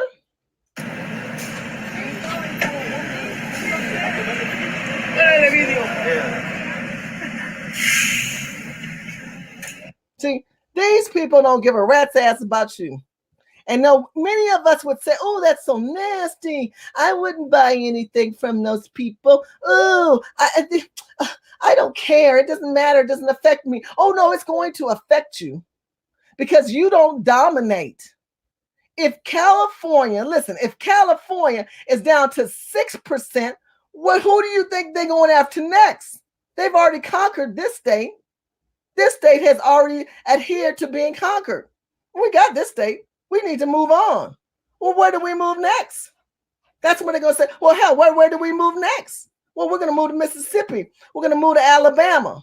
We're going to move everywhere else because we are not going to allow black people and black families to flourish. We're going to keep them homeless. We're going to keep black people homeless. I want you to see this is a family. This video was filmed on a corner where this woman has 4 children, her and her husband. They are black. They are black, homeless, and no one's trying to give them no housing. Ain't nobody fighting for these black people. Say it again? And the police had came on our behalf first. They came on our behalf. And then the realtor and his agent came back out to the property. Did you try to go to social services or anything like that? No, I didn't. I had already was getting my NBC. Okay, so let me explain the story. She's braiding her child's hair on the corner. I want you to hear the story. because I was trying to captivate her. She didn't want me to tape her, but I had to tape her. And I don't like to show my people like this. And I know they don't want to be exposed, but I have to show the pain. I have to let you understand the pain of where Black women are going now. She has no one to take care of her kids. She's got to have her kids. She's trying to braid her hair. She's telling me her story. She had a Section 8 voucher. She took this Section 8 voucher and she found a place. She gave these people her voucher and she gave them her deposit. I know because I am a real estate agent. I'm a real estate developer. And one time I had a lot of rental properties. I don't have them anymore. And so I understand what it's like to be on the opposite side, being the landlord and the process of Section 8 vouchers. She said she gave the voucher to the homeowner she thought was the homeowner. Because if you think about it, when you have Section 8 and you sign a lease, you don't know if those people are the really homeowners. You just assume they got a key. They're showing you the property. Hell, they must own the home. Well, she found out she gave her deposit, and the deposit she gave the money to was not the right person. They took her money and she moved in and the police came and told her she had to go. She said, wait a minute, I gave my money for my deposit. They said, well, that wasn't the right owner. So she became what? Disposition, because she was dependent upon a government system that failed her because of Lyndon B. Johnson's mindset that that's where Black people have to do, is look to systematic systems for fixing their cultures of people. In the meantime, you just saw videos of immigrants and illegal immigrants. They're not only utilizing that system that our people are hooked upon, they are doing another thing by subsidizing themselves, by transpiring cash among one another and causing a rift in our economic infrastructure of financial platforms by empowering themselves on another side of the continent. But here we have a Black family, homeless, who are now being gypped and duped by somebody who took this woman's voucher for Section 8 and caused her and her 5 children and her boyfriend to be homeless. Say it again? And the police had came on our behalf first. They came on our behalf. And then the realtor and his agent came back out to the property. Did you try to go to social services or anything like that? No, I didn't. I had already was getting her department for my AMBC. You know, I think the best thing for you guys to do is to go to social services and sit there and just say, hey, we need help. I've got children. They pay for our, that's what I'm going to say. They pay for us to be in the motel. Okay, so you got that much help. Yes, and then we found a property to where we thought that, you okay? He's sick, he's sick. Here. We thought that the property that we rented was from the real realtor, but it wasn't. Uh-huh. The real person that owned the property came out, which I still don't know if he really owned it. Also, there was somebody perpetrating as if they owned the property and didn't, and you gave them the deposit. I had the keys to the police. They asked us. I had the lights, the sewer, and everything in your name done. Yeah. Now wait a minute. Now listen to this. They gave her the keys. She turned the light and electric all in her name. She's moved in. Now listen to this woman's story. By the way, her son was throwing up. I didn't take a picture of that. That's when she asked him, are you okay? Because he was sick. He threw up. And then it must have been a normal thing, because after he threw up, he just walked right back over to his mother. It's not good. The real owner said that he had to water his name. So I'm saying, well, if you did have to water your name, how did you get my social, my ID? Right. Or whatever. So what's your name real quick? Lucretia. Okay. And you're Anthony. So what I'll do is Now, I want you to see. That video was short because I didn't really want to expose them to how bad it was. But listen how they're tricking us and duping us in Los Angeles. I want you to understand the reason I'm doing this video. And I know it's late, and I thank you guys for subscribing and watching and staying with me this late. I know we don't ever do videos this late, but I'm just kind of appalled at how quiet we are on this hidden venom of erasure that's happening upon our people. And it's coming through a form of a thing they call the new civil rights. Because these illegals and immigrants are starting businesses and we don't do nothing. We sit back and we act as if we're in power, but we're not. Hold that up again. I want to see what kind of meat. Now, this video I'm going to show you was on Instagram. This video got almost close to 500,000 views. It was on IGTV. They took this video down because people said I was racist in this video. Now, I want to grant you, I've got to set you up for this video.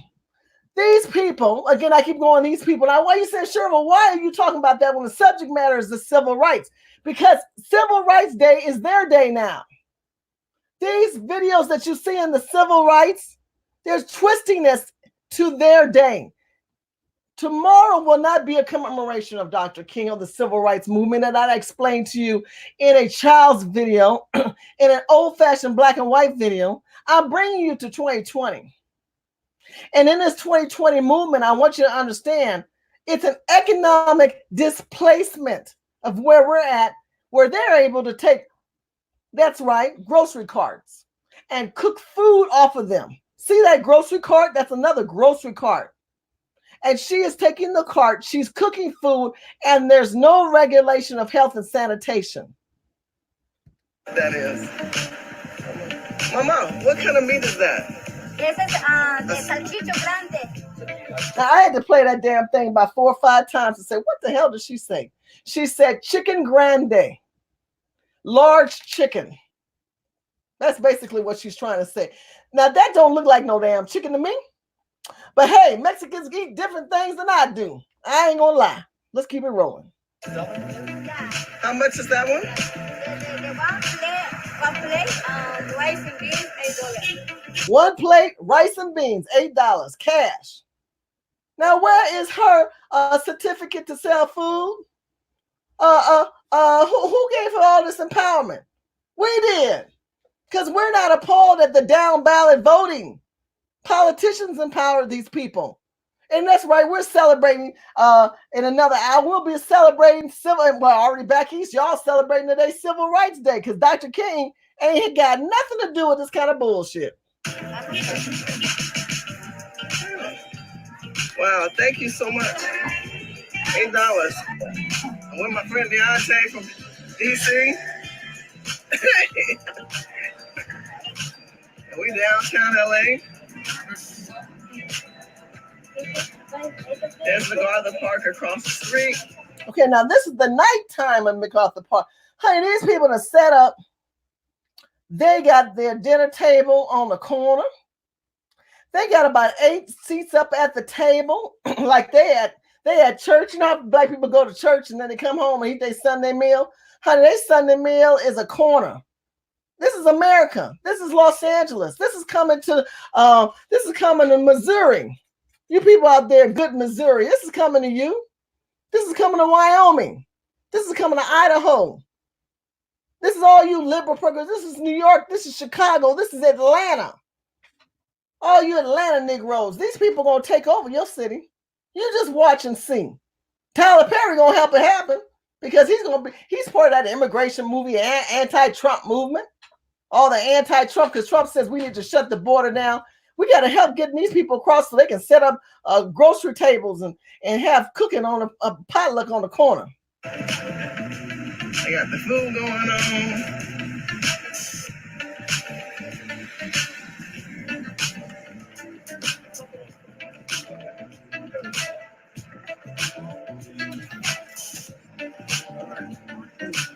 A lot of meat out there. All right, I'm trying my best.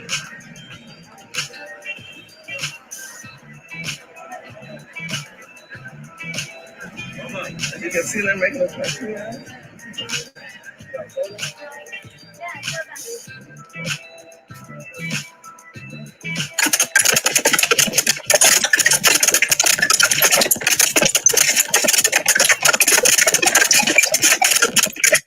I'm sorry, that was during the taping that made that sound, so I apologize.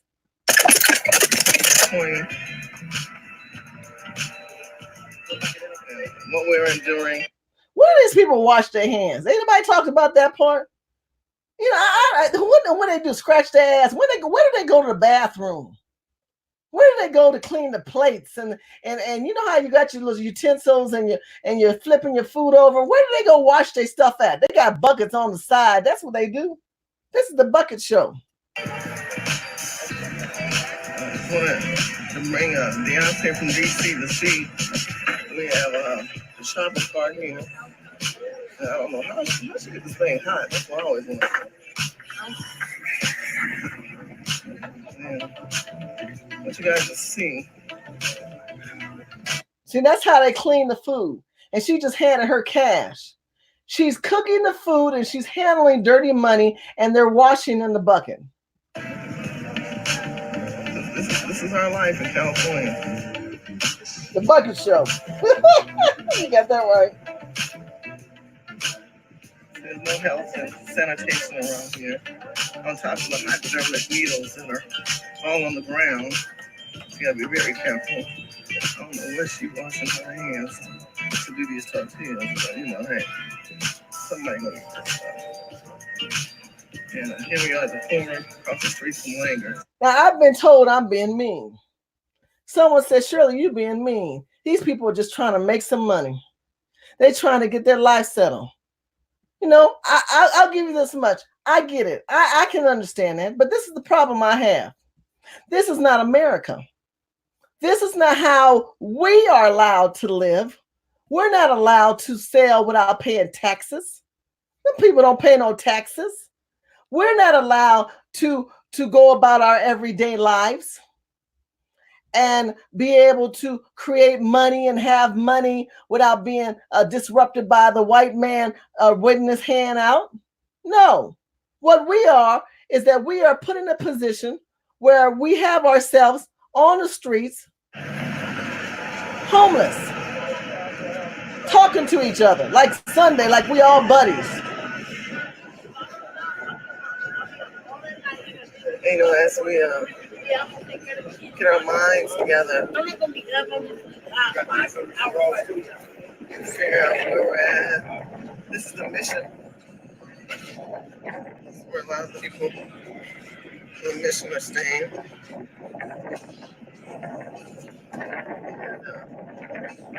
When they don't have people, this is where they sit, this is where they stay.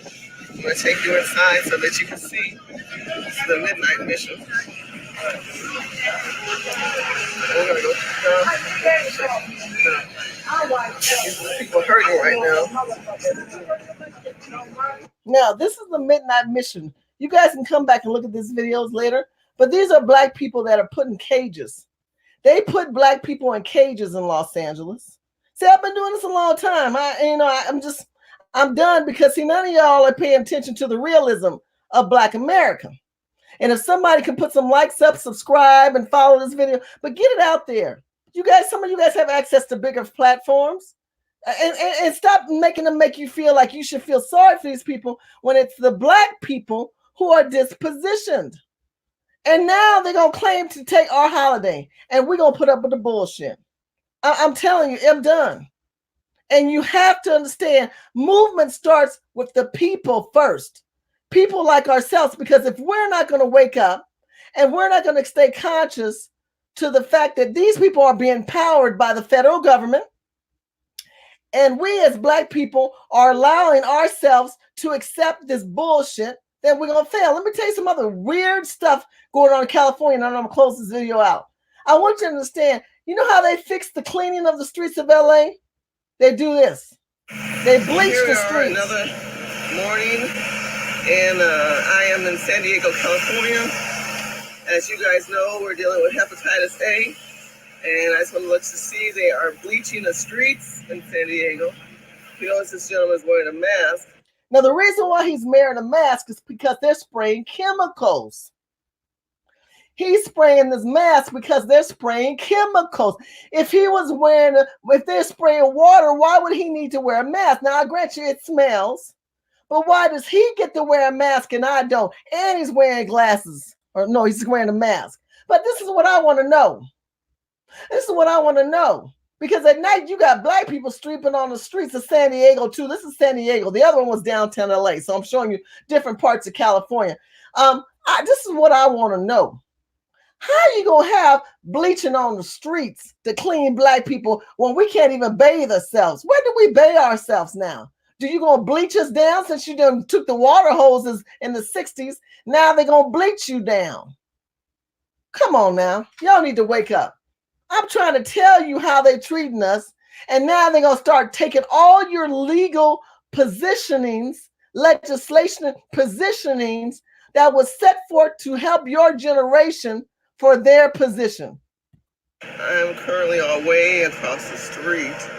This is where I'm standing. So I'm not really in the midst of his spraying, but I wanted you to see.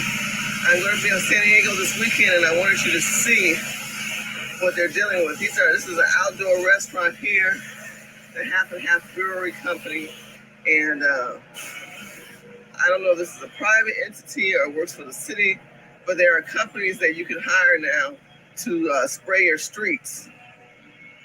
You notice he's wearing a mask because he's probably using bleach or some very strong cleaning fluid. So just wanted to let you know I'm in San Diego, California, and I will be filming in a lot of the hepatitis A areas. I'm staying within a distance. I have bleach. I have sanitizers on me, and yeah, this is what's going on in California. Thanks. So I want to leave you with a call to action, because I don't want you to think that I'm on here and I'm ranting and complaining. I want to leave you with some empowerment. The first thing you need to do is, first of all, wake up, stay woke. I want you to wake up your minds to the fact that we are in a situation where government has dispositioned us. The next thing I want you to do is to get engaged. I want you to go and I want you to write down things that you see in your community that you're outraged about. I want you to find people in your community who are hurting and to understand that there are people who are in this country that are Black who have stories, who have told their stories and have been ignored. Right. Too at one time. Him and his They're policing the streets and they're taking over your houses. A lot of Black people have lost their homes in LA, and they're putting immigrant families in and illegal immigrants families in. We're down to 6% Blacks now. But you can't blame it on no immigrants. No, I'm telling you. He got accepted. Now see, this woman's mind is gone. She's 67 years old. She used to live in Palmdale, California, and she's living in a tent. And she says, you can't blame illegal immigrants. You got to blame the Republicans who don't dominate the state. But see, this is what happens. First of all, the next call of action is get your mind together and wake up some of these damn old people. Because old people ain't always smart people. And I'm sorry, I'm going to call them out. I'm tired of these elderly Black people saying, you disrespecting me. You don't understand. Well, if I don't understand, tell me why you let this next generation become such a displaced culture of people. Well, now we got educated Negroes who are homeless, educated Negroes selling drugs, educated Negroes who can't find a job because the immigrants won't hire them. Tell me, old Black people, all you Jesus Christian people, and I'm a Christian, tell me you Jesus, these ministers of God, how did we get to this point? Because you're defending everybody but your own. Secretary of Treasury. Who does he have? Who does he have? No, I'm asking you. You know how California foreclosures and stuff? That's the man who he had over the U.S. Treasury right now. Okay. And got a cell phone? And him and his wife, who he married, is an actress. All right. Who's an actress that's flying around here on our tax dollars. What do you feel about Jerry Brown? You talk about the feds. This is a state issue that you are living right now. Yeah. Do you support Jerry Brown? But some issues he have, I do. His father, and Jerry Brown's father? Pat Brown, he was the governor of California too at one time, and my mother had real close ties to the Brown family. A lot of the things that he's doing, I don't, think is right. Yes, sir. But hey, you do what you feel you have to do. Well, right now, Brown has set aside monies and he's creating what they call a California bond to help immigrants and refugees. He wants more refugees and immigrants to flood California. How do you feel about that? I don't think that's right, and I think a lot of that has to do. Now, I want to hear how antiquated this woman is. Jerry Brown was the governor prior to Gavin Newsom right now. Jerry Brown was governor in the 70s, and then we decided to reelect this fool again for some reason. And then that Gavin Newsom has put the acceleration rate, which is Nancy Pelosi's nephew. So I just want to give you some tea on politics. But she mentioned Pat Brown, which is Jerry Brown's father, who was a racist, who was born in 1905.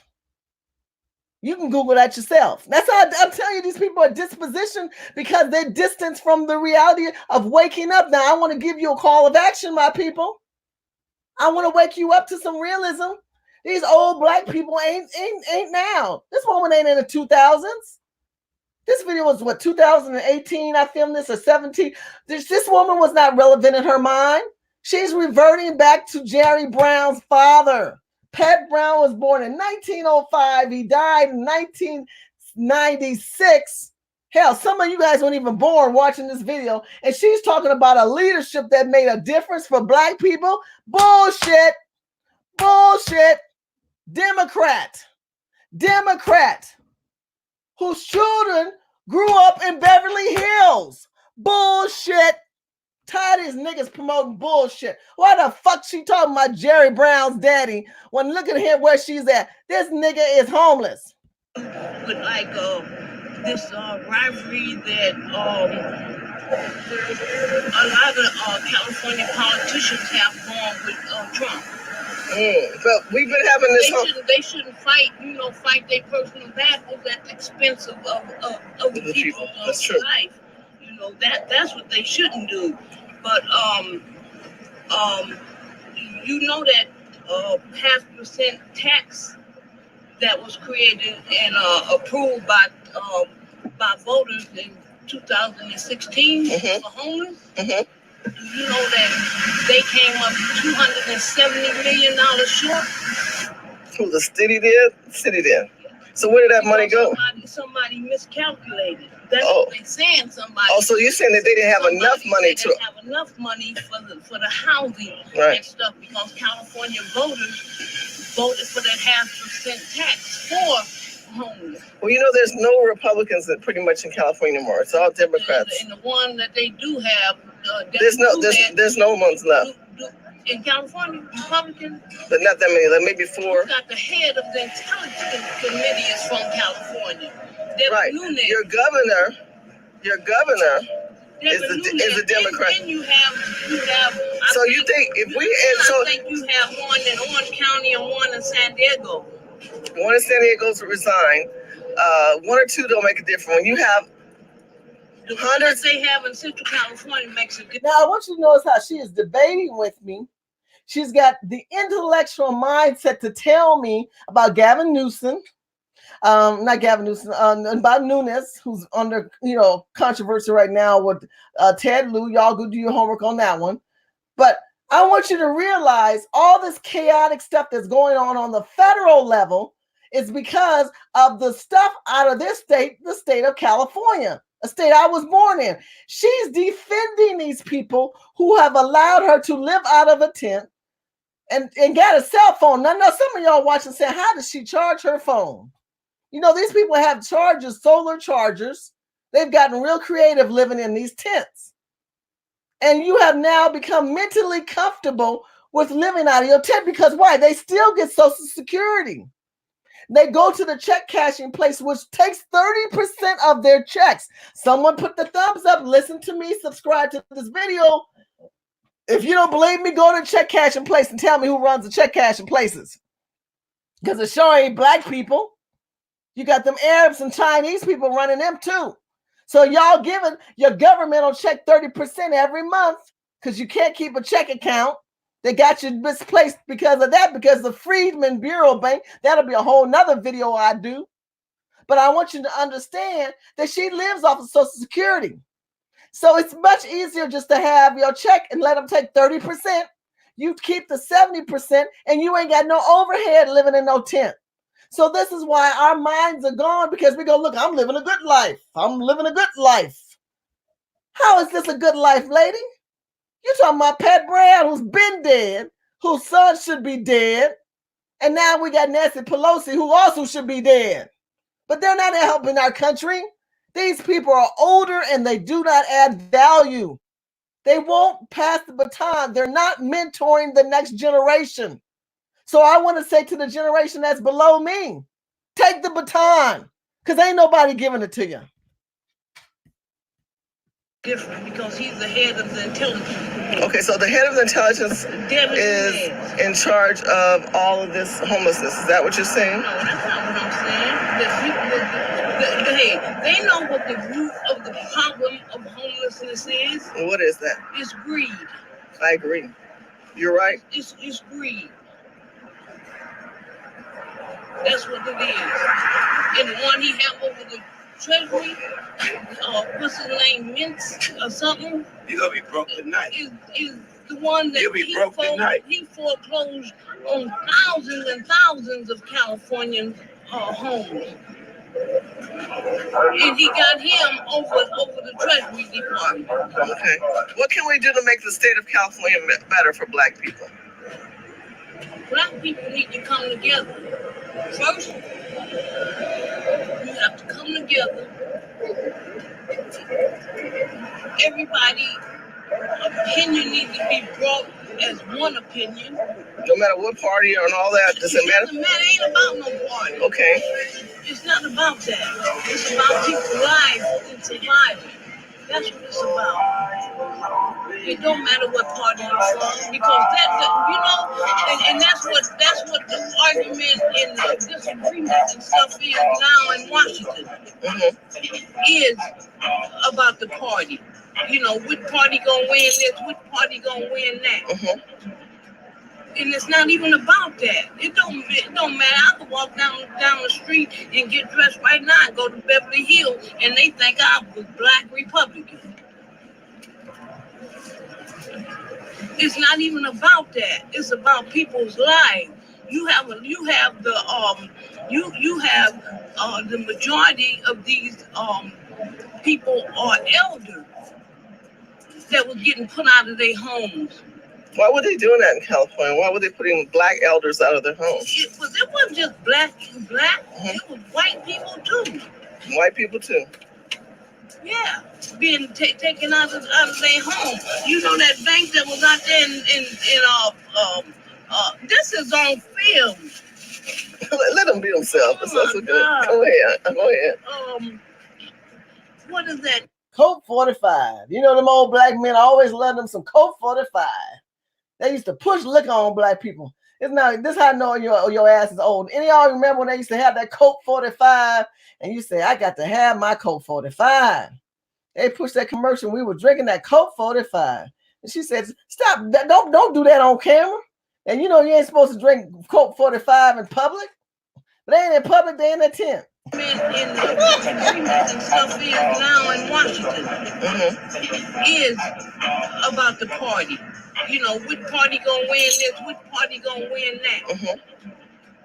And it's not even about that. It don't matter. I could walk down the street and get dressed right now and go to Beverly Hills, and they think I'm a black Republican. It's not even about that. It's about people's lives. You have the majority of these people are elders that were getting put out of their homes. Why were they doing that in California? Why were they putting black elders out of their homes? It wasn't just black. It was white people too. White people too. Yeah, being taken out of their home. You know that bank. See, watch that brother. Look at the brother over here. Look. He's looking around, y'all. He said, hell, gotta make sure ain't nobody see me. I got one good eye. Let me look around. Get my Colt 45 out. Swag said, Mad Dog Thunderbird. Wait a minute, let me let this video play out and keep talking. I'm sorry. I'm listening to her, but I'm sorry. Y'all got to pay attention to the brother with the bag right now. That was out there in Whoop, let me get that sip in. Coke 45. This is on feet. He said, look, don't you see this woman filming? He said, look, I got to get my sip on, woman.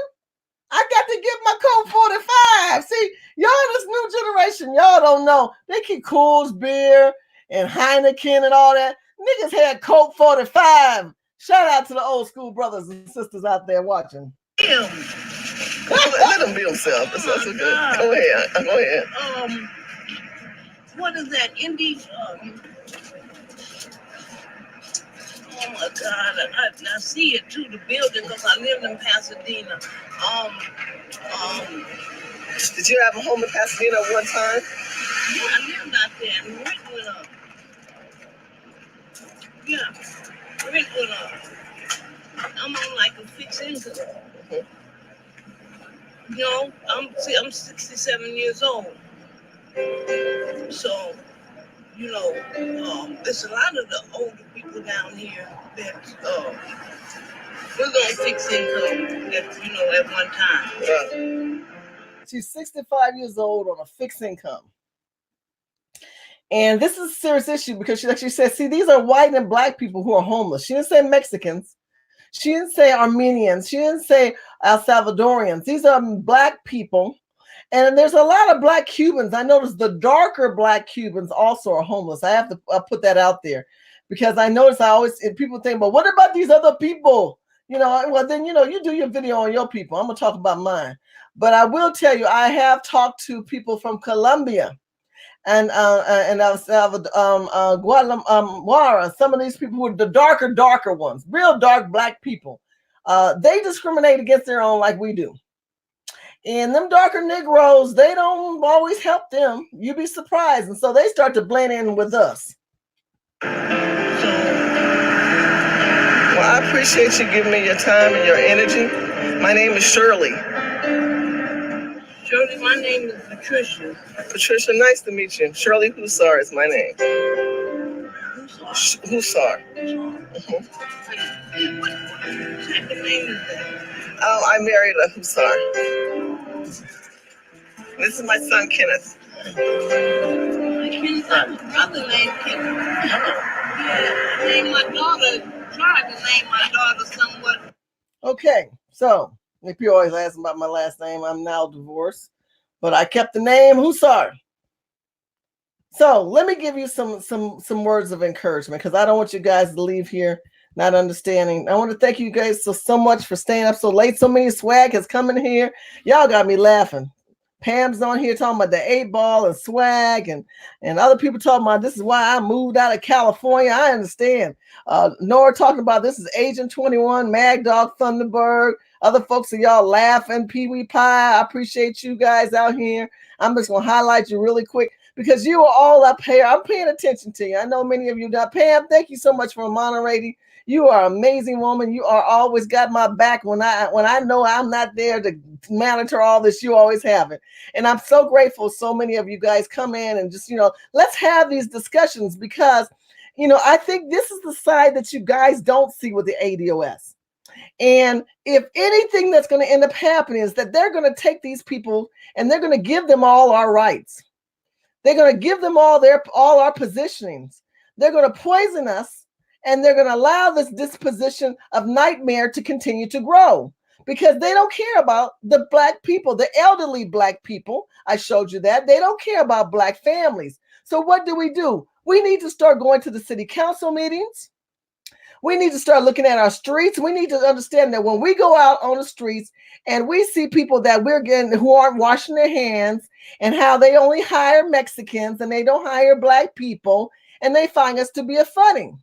They find us to be a waste of time. We need to have a call of action. And that call of action starts from us.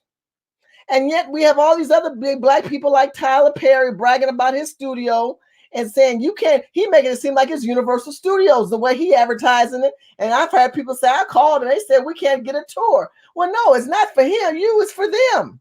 It's to promote the 1% positioning that Tyler Perry has created. because he's gotten away from his Jesus little videos and his Jesus little church plays. He's positioned into a place of acceptance and of wealth positioning. But in the meantime, we are in California suffering, and we are used as a template. We are the new dog and pony show. We're the ones where they're silently putting hoses on through watering the streets with diseases of bleach in the streets. This is what's happening to Black people today. We are the new Alabama. And many of you guys are just sleeping in the well. You're sleeping in the well. And they use shopping carts. They steal shopping carts. Ain't nobody giving them no shopping carts. They have stolen shopping carts. So what happens with shopping carts today? I'm telling you what happens with shopping carts today. They steal them and they cook on them. And now when you get a shopping cart, they lock it up. They lock your shopping cart up because they are cooking chicken and beef, and ain't nobody telling them that they need to wash their hands. And then you look at them things, it's supposed to be some kind of cooking food, and it's something weird. And many of you guys have accepted this weird antics, this weird way of living, and become comfortable. So my call of action to you to do the following. Learn who your legislators are. Become part of the Urban Game Changers movement, where we hold elected officials accountable as well as ourselves. And I want you to start thinking tomorrow. I want you to wake up being more awoken to the fact that not just the homelessness, but to ask yourself, how are we as a nation of people moving in society and politically? Because if we're not going to have a Black agenda, and our Black agenda are just going to be target points, this is a very complex piece of history. I'm going to say it a little bit slower because I'm Californian and I talk real fast. This is a very, very, very complex piece of history that we have to recreate and reconstruct, because the reconstruction of America, Special Order Number 15, never took place. And all we've done is change the term of slaves to privatized prisons. We've taken the term of commodity and assets, which we were as humans in this country, and now we've taken that word and we are now the consumers, addicted to people who serve us but don't put back into our communities, like the Koreans do with the hair industry and the weed industry and the technology, where the EB-5 visas are not hiring our people. They're saying that they have to make a certain quota of immigrants and minorities. And so we have Blacks who have degrees and who are educated.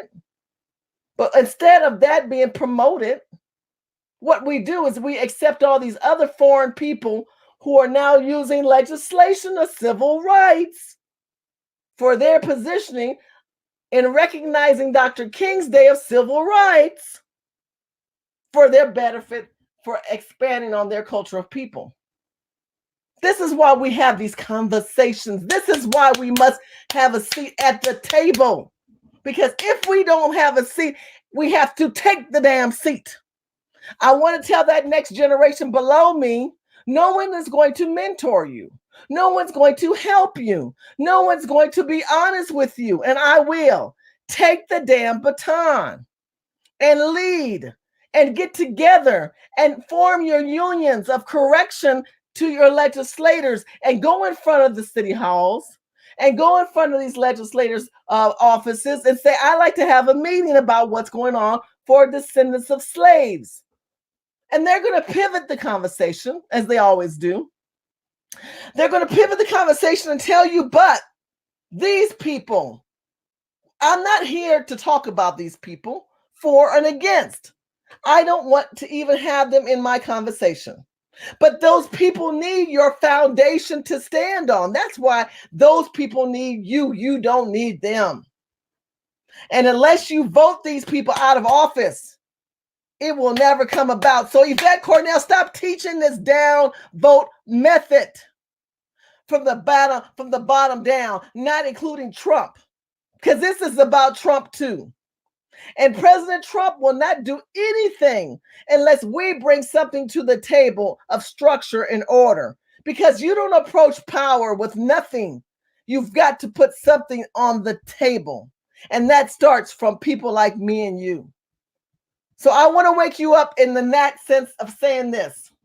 Make sure you subscribe and follow me on Facebook, Twitter, Instagram, and Snapchat. Make sure that you follow this YouTube channel because I'll come in. And if you want me to have more discussions, you got to get my numbers up because I'm not doing this for me. I don't get any money from this.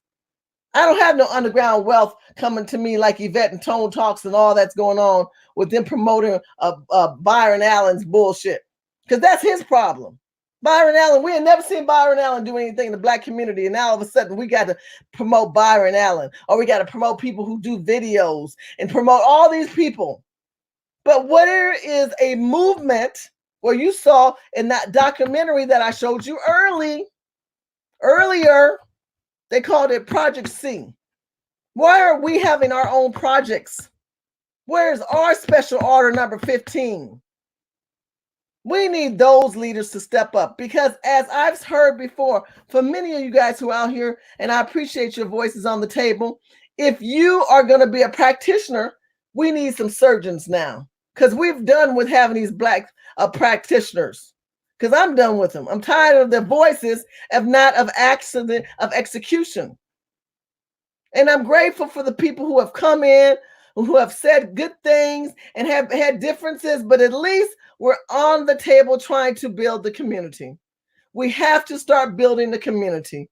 We have to start having a voice of reason. We're not going to have that voice of reason if we're too busy attacking each other and talking about subject matters that's not really relevant. There is priority issues and minority issues, and the things that we are seeing with these Black so-called leaders of these movements are just enough to tease you like appetizers, but not fully feed you like a good meal. Black people need a good meal and some shelter and some clean water to take a bath in. And I'm telling you, we are not doing that in California. But don't worry, your state will happen too. Soon you'll see all these Mexicans and immigrants come there whining and crying, and they'll take over all your governmental offices. They'll take over your school boards. They'll be your principals, and they'll be your water board and all your leaders. You don't see it, but it's there. And the way you stop this movement of dominacy is to start standing up saying, hold on, this is not balanced. You need to start speaking up in your communities, my people, because if you saw in that one pivotal point of that civil rights video where they said, when the white people stopped getting money from Black people buying over the counter and we stopped riding their buses, we kept messing with their money. They had to make some changes. See, if you had enough Black people who said, we're not going to buy from Korean stores, and we took back our billion-dollar industry, then we could correct our own communities without looking for Lyndon B. Johnson hand-me-down goods of governmental programs, of EB-5s and looking for WIC and welfare to subsidize and push our Black man into incarceration. And when he gets home, he can't even go be with his girl. That's a problem, my people. You have to understand that there's some creativeness that are being crafted. It's crafty. It's crafty. And if you're going to continue to vote this down ballot vote and not vote for President Trump, shout out to a president that is waking up the country, if you agree with him or not. Stock market is doing good. People are making money under a capitalist administration. You need to be a capitalist. Every Negro needs some money. They're lying if they don't. I don't care what you say. Every Black person needs money because you can't help nobody unless you can help yourself first. If you can't help yourself first, what good is it? So don't sit on your laurels. When people said there's free money, it's because the interest rates are low. So if you want an opportunity to invest in yourself. Find and collaborate. That's your call of action. Find people to collaborate to better your life in 2020. Don't allow yourself to find yourself in a homeless position a year from now, 2 years from now, because many of you guys are living from check to check. Humble yourself and go back and live with a couple of family members until you can get yourself straight. Then you can move out. Find you some family members and go back and say, you know what? I can't do this $1,500, $20,000, $2,000, $3,000 a month. Can we work together? And you mind if I just kind of rent a room from you starting 2020? Next month, I'm going to tell my landlord, this ain't working out. I'm going to go back and live with my cousin. Ain't no shame in that game. Ain't no shame in that game. You should feel good and proud of that. You should be proud of the fact that you should make a point to yourself to say, look, I'm better than this. I'm better than my circumstances. But doggone it, I'm going to make a decision. I'm going to make a decision to alternate my finances and save a little bit of money. And you know what? Help them out on their rent. They can save and you can save. It's a numbers game. All these other cultures of people do it. We have to support the changes that are happening. You know, you look at the people who have done their job. Now, as much as people may criticize Yvette is consistent. Yvette puts good information out. And Yvette has moved and stirred up the movement. But the next part of the lag of the baton starts with you.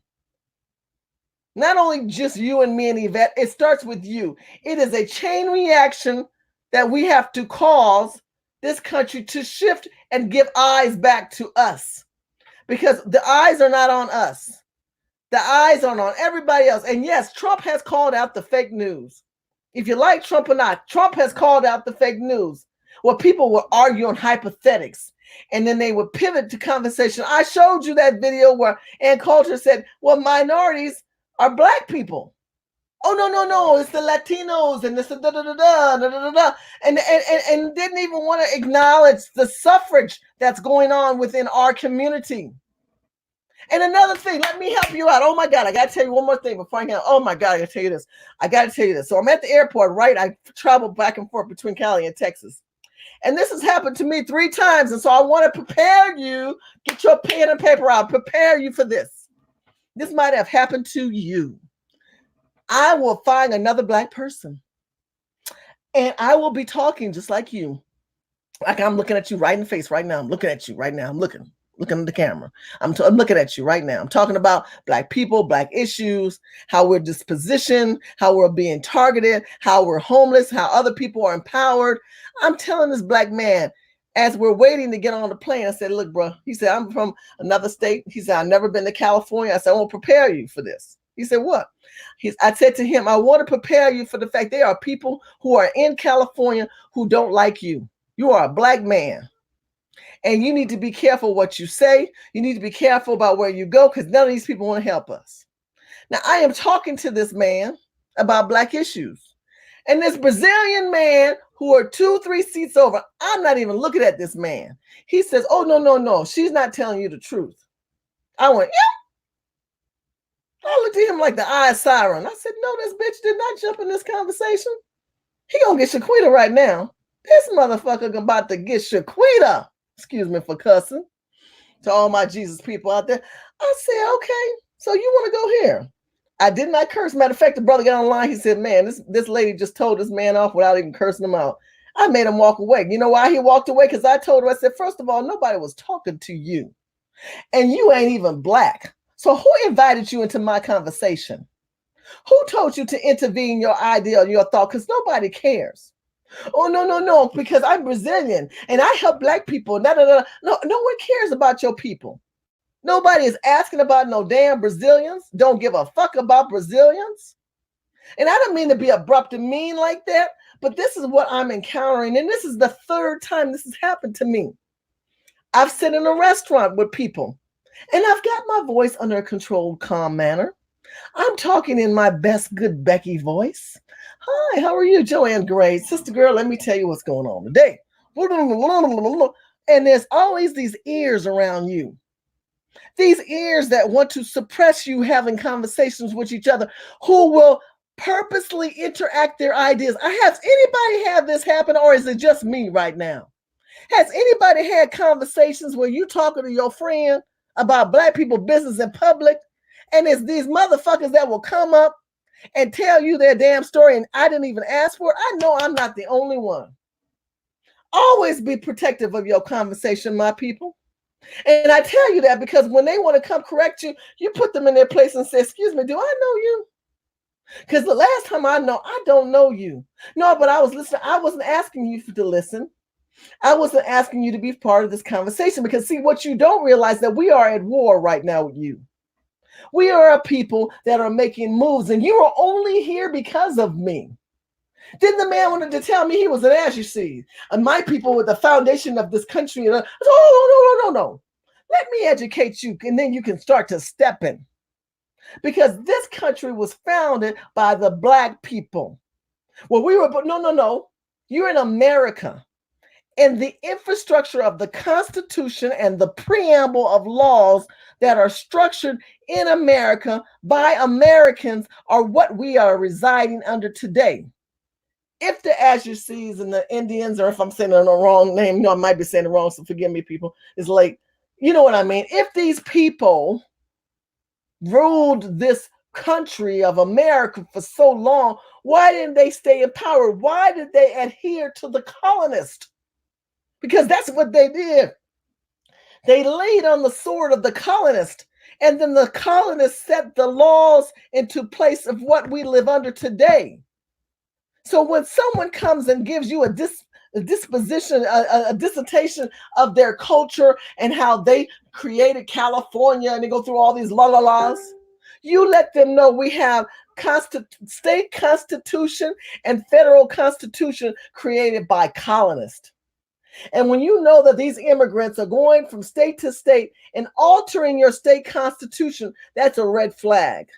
But it's even more of a red flag when they come into your conversation and when you didn't ask them to jump in. That shit pissed me off. So I need you to wake up, to speak out and speak loud. I need you to be not only conscious of just the whole homelessness, but the whole conscious of the economic shift platform and the voice correction in the streets. Because if you're going to allow other people to have their voices, you deserve to have a voice as well. Because there's other people that are coming in with their plans of actions and want to tell you a voice of history.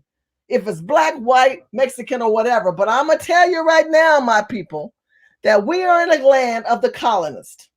And we've always lived in the land of the colonists. And these white colonist people are the ones that set the rules. Those who set the rules play the game, and we live by the games of the rules. And that's what we've always done. But what has happened now with the civil rights movement, which is no longer to commemorate Dr. King and the pain of the Blacks that we don't know of today, who died, who are not talked about, who weren't as popular, who got on that bus and took them water holes and them dogs and got burnt and hung. All those Black people to get it to where we are today. We're not reaping the benefits. The illegals and the immigrants are. And they're going to tell you your own history. That's some bullshit right there. Hey, I thank you guys. You guys have a great night. Make sure you subscribe.